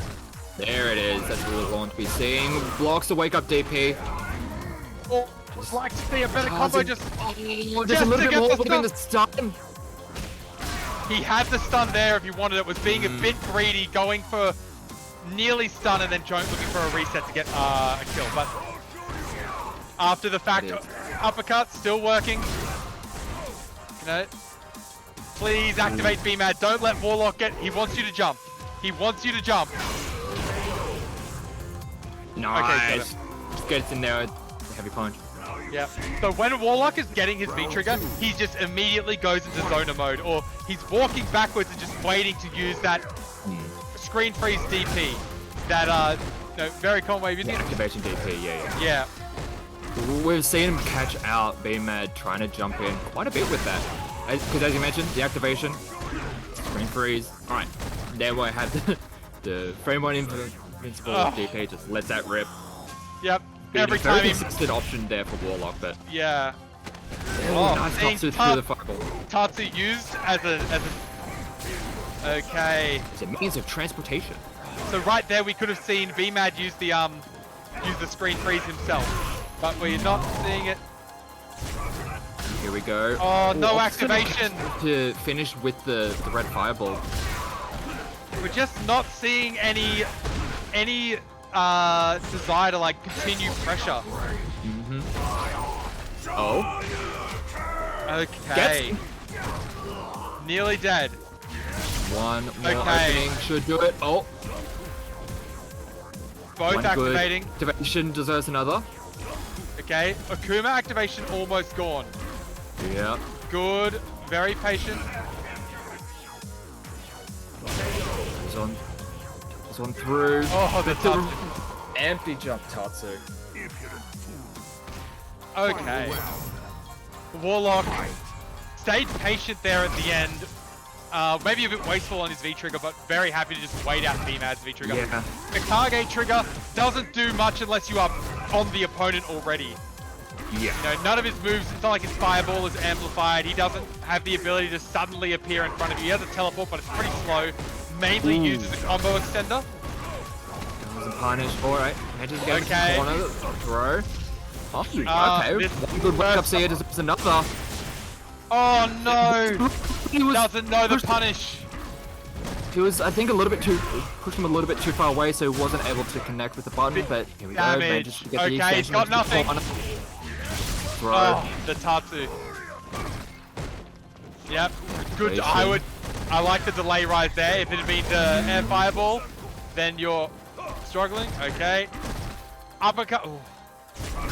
I need to see V-trigger activation into uppercut here from Warlock. From BMAD. From BMAD, yeah. Yeah, because he's just, you know, Kage has answers to the air fireball. Jump in! And you're gonna really unfortunate. Die with full everything. Yep, once again, and I think that has been the biggest difference between these two players, is that they start off even, and as they start getting meter, Warlock spends it immediately to keep his advantage, whereas BMAD is saving it. And he might just not be sure when he can find opportunities to use it. So Warlock, so BMAD, you have a couple of situations where you don't have Oki, but you can go into the V skill to use as Oki, and you activate off that.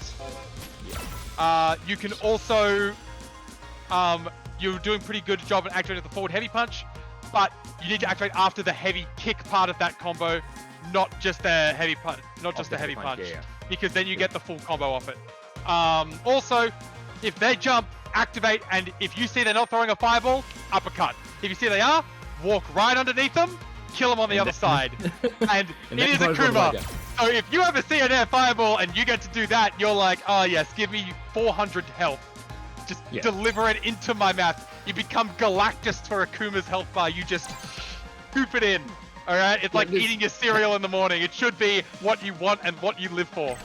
Absolutely, and that's one thing that you like. That's the kind of thing that you would usually see in, say, mirror matches, where it's like, oh, you see someone utilizing the resources in a different manner. It's like, oh, Yeah. I'm jumping in, they're going to be activating into a DP. Funnily enough, even though these aren't the same characters, that kind of works in a similar manner. You can just wait for that jump in. If you've got all that meter, or if you've got that V trigger on deck, wait for them to jump in. Yeah, and The that has been activation is like you've seen them do that to you multiple times, and you recognize that that is something that they wanted to do, and you were able to adapt to that. Now the next step is to just implement that yourself, even though it works a little bit different. Just you know, I said before, like when Warlock has his meter, a V meter, he's like, time to start walking backwards. Something should click in your brain. You're like, why is he suddenly playing so different? Now, speaking of people who are really good at meter usage, Trash Panda tonight has been using EX legs to get punishes where normally Chun-Li does not get them. And that is a very good way to play as Chun-Li in this matchup. You can invalidate, you know, much like how Cammy can, invalidate a lot of options. You know? And this is our grand final, so Trash Panda on the winner's side. I think needs to win 1 versus 3. They will be a winner for this evening. What isn't not going to go down without a fight? Not seeing any anti-airs yet from Trash Panda, but still walking Warlock down. Very cautiously, very good air-to-air. Excellent side. Yeah. The side swap EX spinning bird kick. Yep. Sometimes you wonder, is it a feature or a bug? Great activation. Yeah. Now gets into the corner, shimmies the throw. Akuma can lose from here. Yep. Oh, shimmy throw again with the jump, and again, you were mentioning it before, interrupting the second hit of the crouching heavy. Warlock did that before, and they're doing it, and then made the most of it there. Okay. Good dash under. Yeah, dash under usually a very good option against Akuma. Just you invalidate both of his options. Big combo. Akuma with CA here, not gonna spend it. We'll see what he goes for. Retreating. Low, but doesn't get a full. Oh, just interrupts. Was that the EX legs that he interrupted? It was EX legs. Not a bad choice there from Trash Panda because you can activate off the EX legs to maintain pressure. So that's Warlock being aware that that might have been an option. It was probably going to be slide or EX legs from that distance to try and activate. And EXVP, which works out just fine into that. Yep. Into either of those options, it's just like, all right, you want to be doing a button into activation. Exactly. Cool. I'm just going to stop either of those options. And we saw in the previous set that these two had in the winners final how very happy Trash Panda was to just throw out those EX legs. Yeah, the EX legs are very good against Akuma because his fireballs are not that, you know, they're not as safe as you would think, and it's how Chun-Li gets a punish. The EX legs are so fast. Oh, good tech.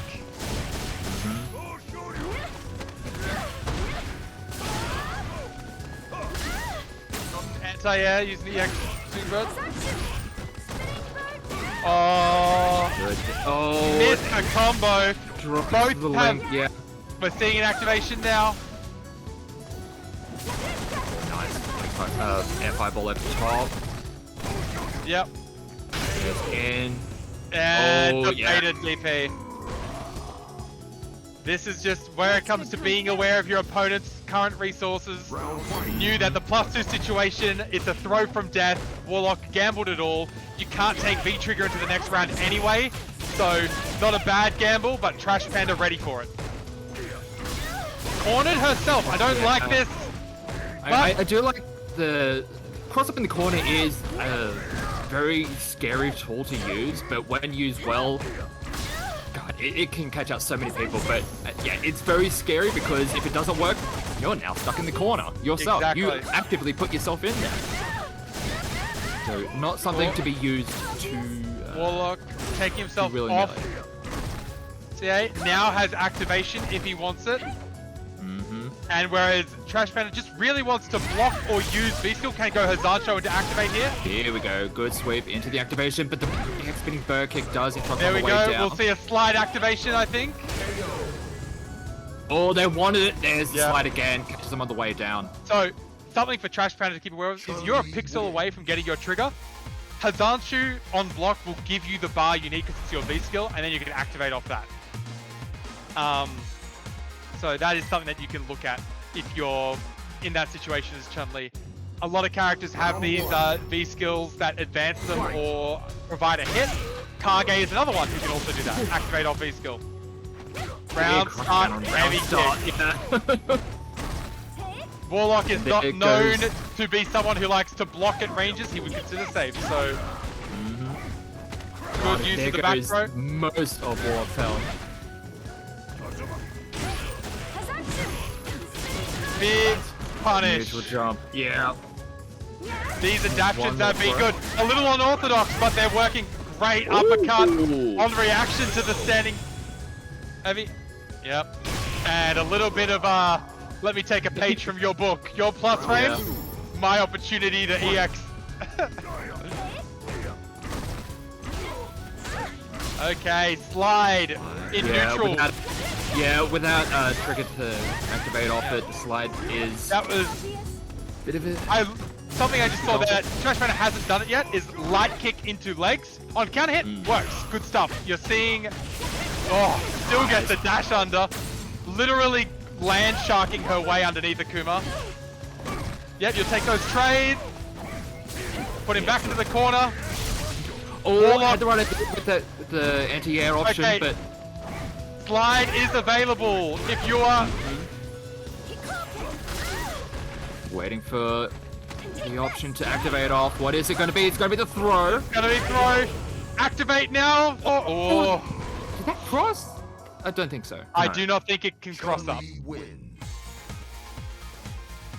So, Chun-Li, unlike the characters we just mentioned before, which is Kage and Akuma, doesn't have the same ability to activate an anti-air like they do because she doesn't have a traditional DP.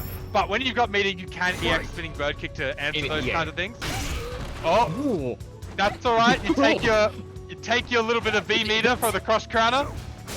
If that's all the punishment, of course, light Tatsu into DP. We're watching Trash Panda building a relationship with this slide that I don't consider healthy, but it's working out. Punishes the... blocks the media overhead. And then immediately challenges with the low 3 frame. Okay, attempt to interrupt something there. Plus frame into uppercut. Yeah, it's... Again, the Warlock Classic.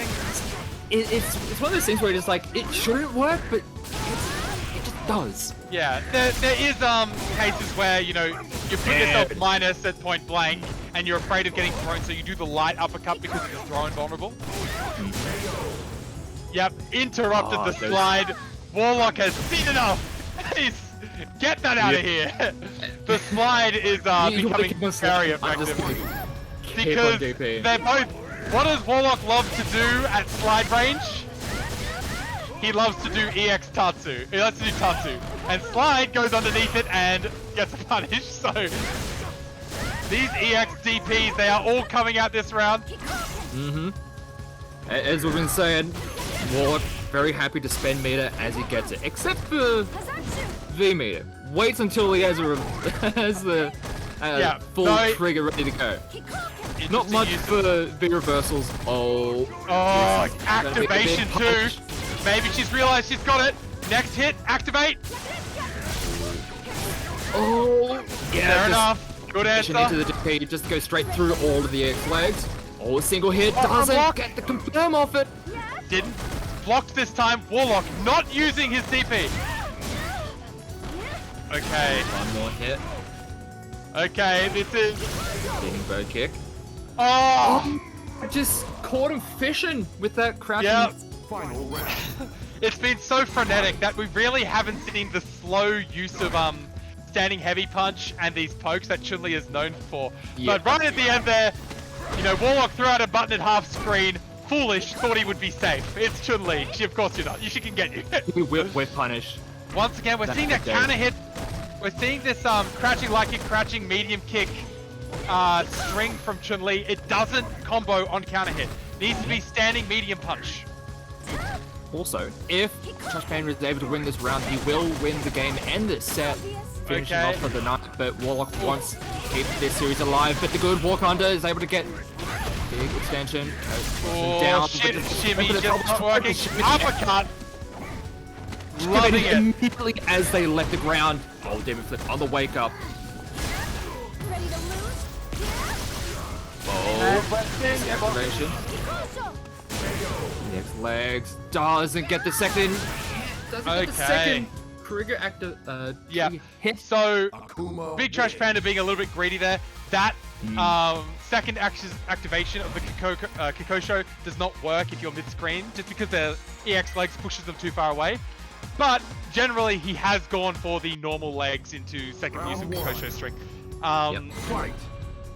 Was probably just realized that he wasn't getting as much damage as he thought, and with Akuma being Akuma, you're that close to killing them. Great backflow interruption. Yeah. The anti-airs have reenacted themselves with Trash Panda, I say, right as he gets jumped in. Oh yeah. Tatsu beating the low poke.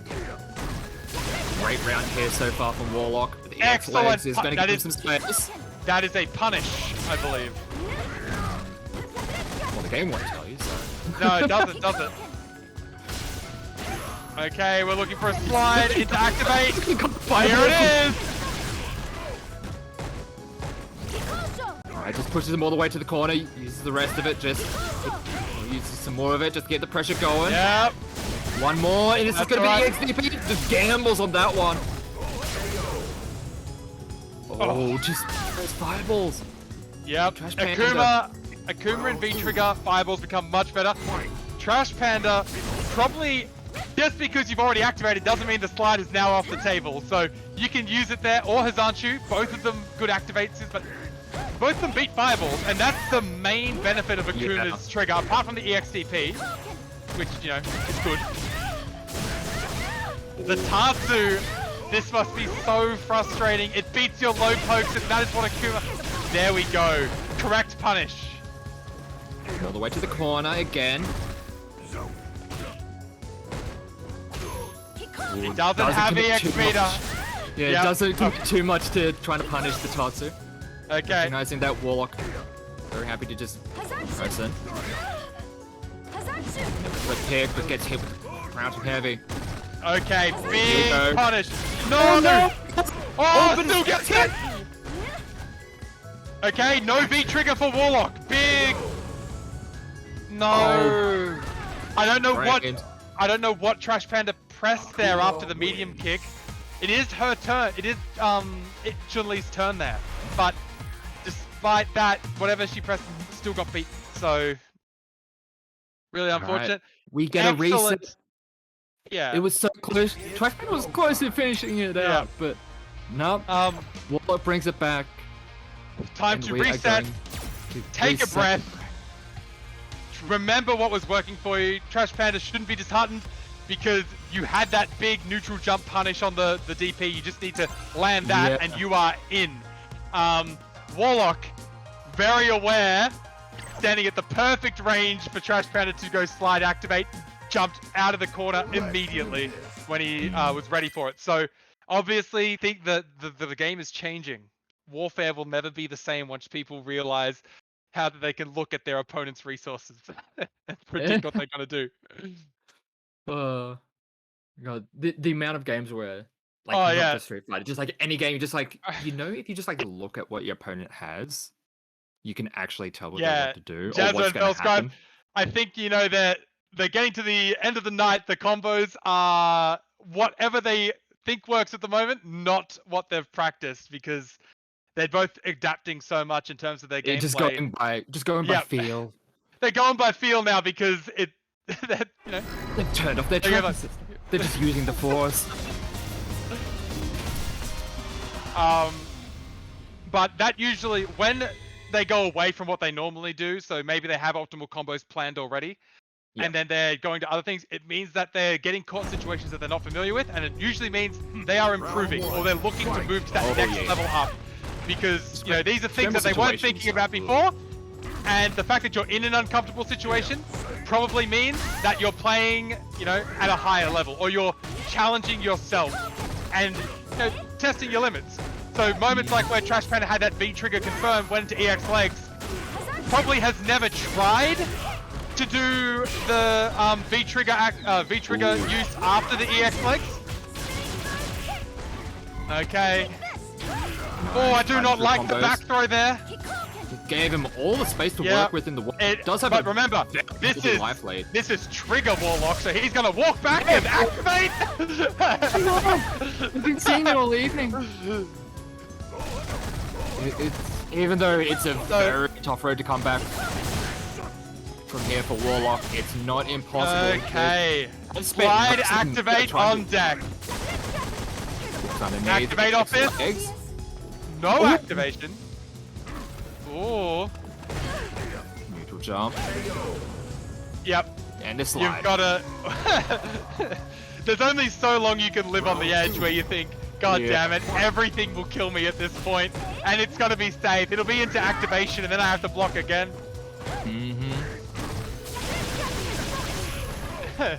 Legs, catch them trying to press the button. I think they may have been trying to jump with some more EX fireballs, as Warlock is want to do, landing with the EX DP. Punch again. So Chun-Li's sweep sometimes cannot reach those long-range punishes, and the EX leg is just the better option for corner carry and Oki. You get a double dash. Okay, Warlock cracking under the pressure here. Sweep activate, he's straight into it. Good blocks. No punish. Oh, punishing, trying to press a button. And EX spinning bird kick. Signing a death warrant there. Chun-Li's spinning bird kick. It's not the best reversal, but in terms of active frames covering both sides and length of invulnerability, it'll definitely beat anything a demon flip can do. Like, you can hover in the air for as long as you want with the dive kick variant, you'll still lose. Round one. It has a very specific niche, but when it does hit that, it is incredibly Panda bad. approaches when he has the life lead to assert dominance.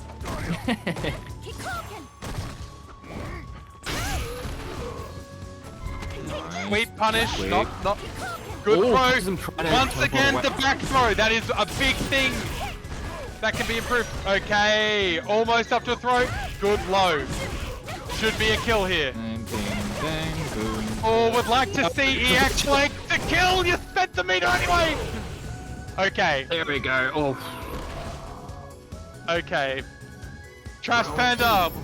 Kill confirming. Hit confirms. Yes, kill confirms. No. Yeah, the hit confirms are good. This is yeah, this is really good. You know, the rate of improvement is just massive. Oh, good anti-air. Didn't quite get under the way they were probably expecting to. I think they got a forward medium punch on the other side. Alright, nice throw tag. Manages to keep him trapped into the corner. These heavies. That's good. Forward throw this time. Love to see it. Oh, could have gone underneath that. And same side. Excellent. Trash. No, get on the other side. Good. Good, Trash Panda. Don't you get put yourself in that corner. That is not your home. Akuma lives there. He's a dangerous man. Stay away. Good jump. Okay, listen. Watching Chun-Li go into the corner is like watching your teenage daughter go out past curfew. You don't want it, alright? This shouldn't be happening. Stop doing it. Akuma is a nasty man. You're breaking my heart. Is this the kind of crowd you want to run with? People who hang out in corners. Okay, so Warlock, Warlock, when he has the advantage, he's going to the throw a lot, and he's, Trash Panda is teching all of them. So, you know, this walking wall is effective. next level would be shimmy or down forward heavy punch or Tatsu. Believe it or not, Warlock has already shown the next level. Oh, here we go.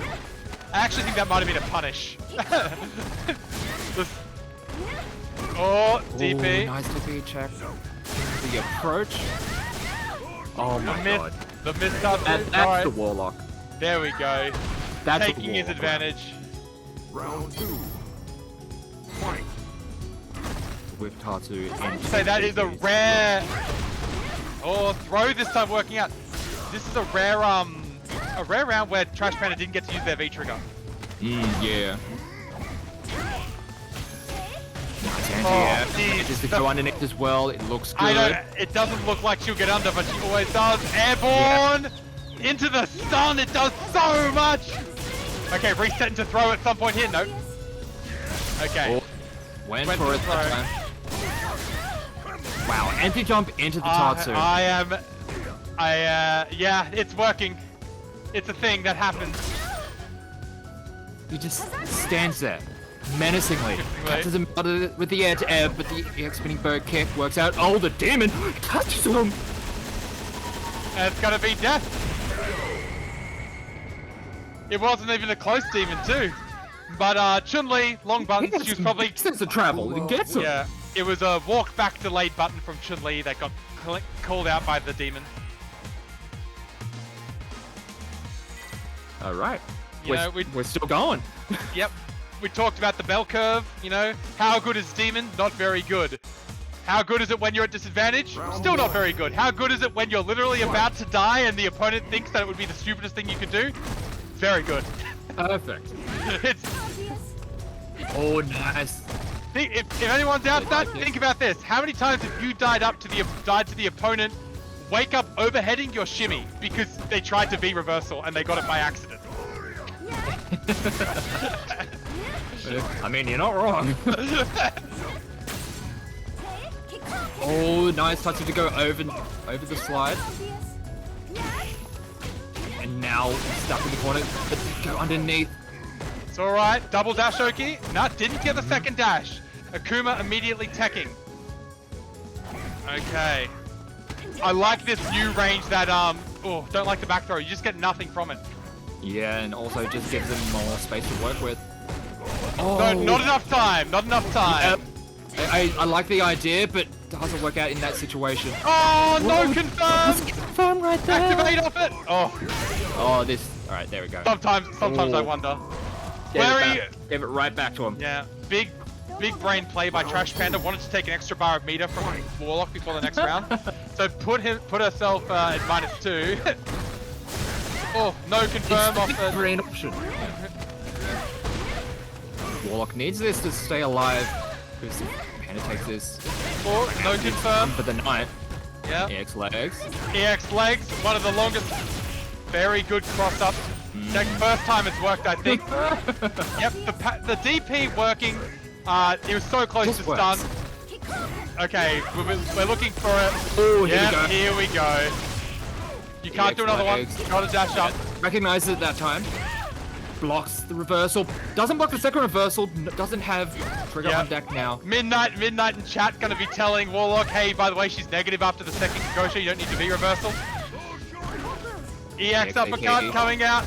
Everything is a threat now from Chun-Li. She has... Okay, good. Knew not to press. The overhead! The overhead is what's gonna finish it off. We've barely seen that move throughout the entire set that they've been playing. That was like the end of like that is a they'd played a lot of bloody games, and that was like the first time we saw that move throughout it, and that's what finishes it off. Yeah, these games between Warlock and Trash Panda have been great tonight. If starting even in their winners finals match, that was the last time we saw the overhead to close out the last round of game 2. So it's blast from the past, where, you know, walk forward, looked at everything Warlock had. Okay, he can DP. Oh wait, didn't do it, overhead. Yep, just drop the legs on him. Yeah. So a couple of things for these guys, and I think that they adapted really well, is just picking up those, now that you know all these new situations, you're going to be getting these combos in, is now you have to go and land them, guys. So that's going to be really fun. One that one that I noticed for Trash Panda is you don't really have you didn't use a Hazanchu activate combo at any time during that match, anytime during those matches. And I feel like that is your B&B going into that. Also, obviously, using slide activate, massive improvement there. Love to see it. It's just really awesome to see it. Like, you picked that up and you just took it and you used it so well to go all the way through. So, awesome stuff, mate. For Warlock, I do think that your combos are a little bit unoptimal because you love to end in DP. So, I do like the patient style that you've been utilizing. It is honestly very scary to watch, because it's like we know you for your very, I guess, freeform and kind of wild style, but when you've now added on this very patient option that you have, it does cause a lot of issues for a lot of people. Like, how is he gonna open me up this time? Yep, the losers final proved that a lot. People, they're not used to having to approach you, because normally you always go to them. So when that happened on the flip side, you got the trigger, you just waited for them to approach, and then using it really effectively right there, because you get the hard knockdown from the DP and start your offense. But yeah, your default to medium Tatsu into uppercut. Try light Tatsu, heavy Tatsu, because that is much better OD. Yeah. Yep. Everyone wants Warlock to be more intimidating, don't we? We all want to have to respect this man more. That's the thing that everyone wants. Oh, and yes, Midnight Oz just mentioned, he does a, if you played in the tournament tonight and you were on stream at all, or you can remember the replays of your match, you can show up tomorrow for Midnight Oz's mentoring stream. He goes over match replays and he can help you learn what you can do in certain situations. The one that I want to suggest that to is B-Mad, just because it seemed you were crushing it tonight, and you didn't have an answer for the V-Trigger Air Fireball or the V-Trigger pressure from Warlock in general, or ways to go into your pressure and keep it going. So that is just, when the opponent's always coming to you, you don't have to worry about it. But when you're playing against the more patient players, or when you play against momentum-heavy players like Warlock, it's something that you can improve. And I think that you should be taking that matchup, because your execution is really good. Okay. Anything else tonight? Were there any first-time players or other things that we should be looking at? Really good. Jad Solo, excellent job playing today. Really like seeing you here. This is your first time seeing you here. Yep, just picking up a few more confirms and combos. The trial combos for Ken, very useful to do right now. You can figure out which of the things will work. Okay. And I think that we're just about done. I do believe that is about it for us. Midnight says not tomorrow, hence the announcement. I see. Mentoring stream. Midnight is an unreliable mentor anyway. He's really good at, he will always, upplay your character unless you play Kuma, in which case he's got no faith. Oh, yeah. Hey, Lucky J, how you going? Alright, okay. So, I believe that's us done for the night? Yeah, I think that's it. Okay, thank you for everyone who turned up tonight. Thank you for everyone who participated, be it your first time or if you're a veteran. Really good showing. The era of Birdie is over. They've all graduated or moved on, and now it is the era of Akuma, apparently. Of Akuma. He's back in action. Who's Luke? So really great having you here. Thank you, Fellscribe, for being the host and streaming. Thank you, Phoenix. Thank you for everyone who TO'd. Thank you, TJ, for all your help, and everyone who was in the chat making this awesome. Someone called me out for saying that Kami's spin knuckle isn't used. It isn't used. If you're using it, you probably shouldn't be, and I will die on that hill. There's a lot of crush counted cammies that built that hill. All right, and good night. Good night.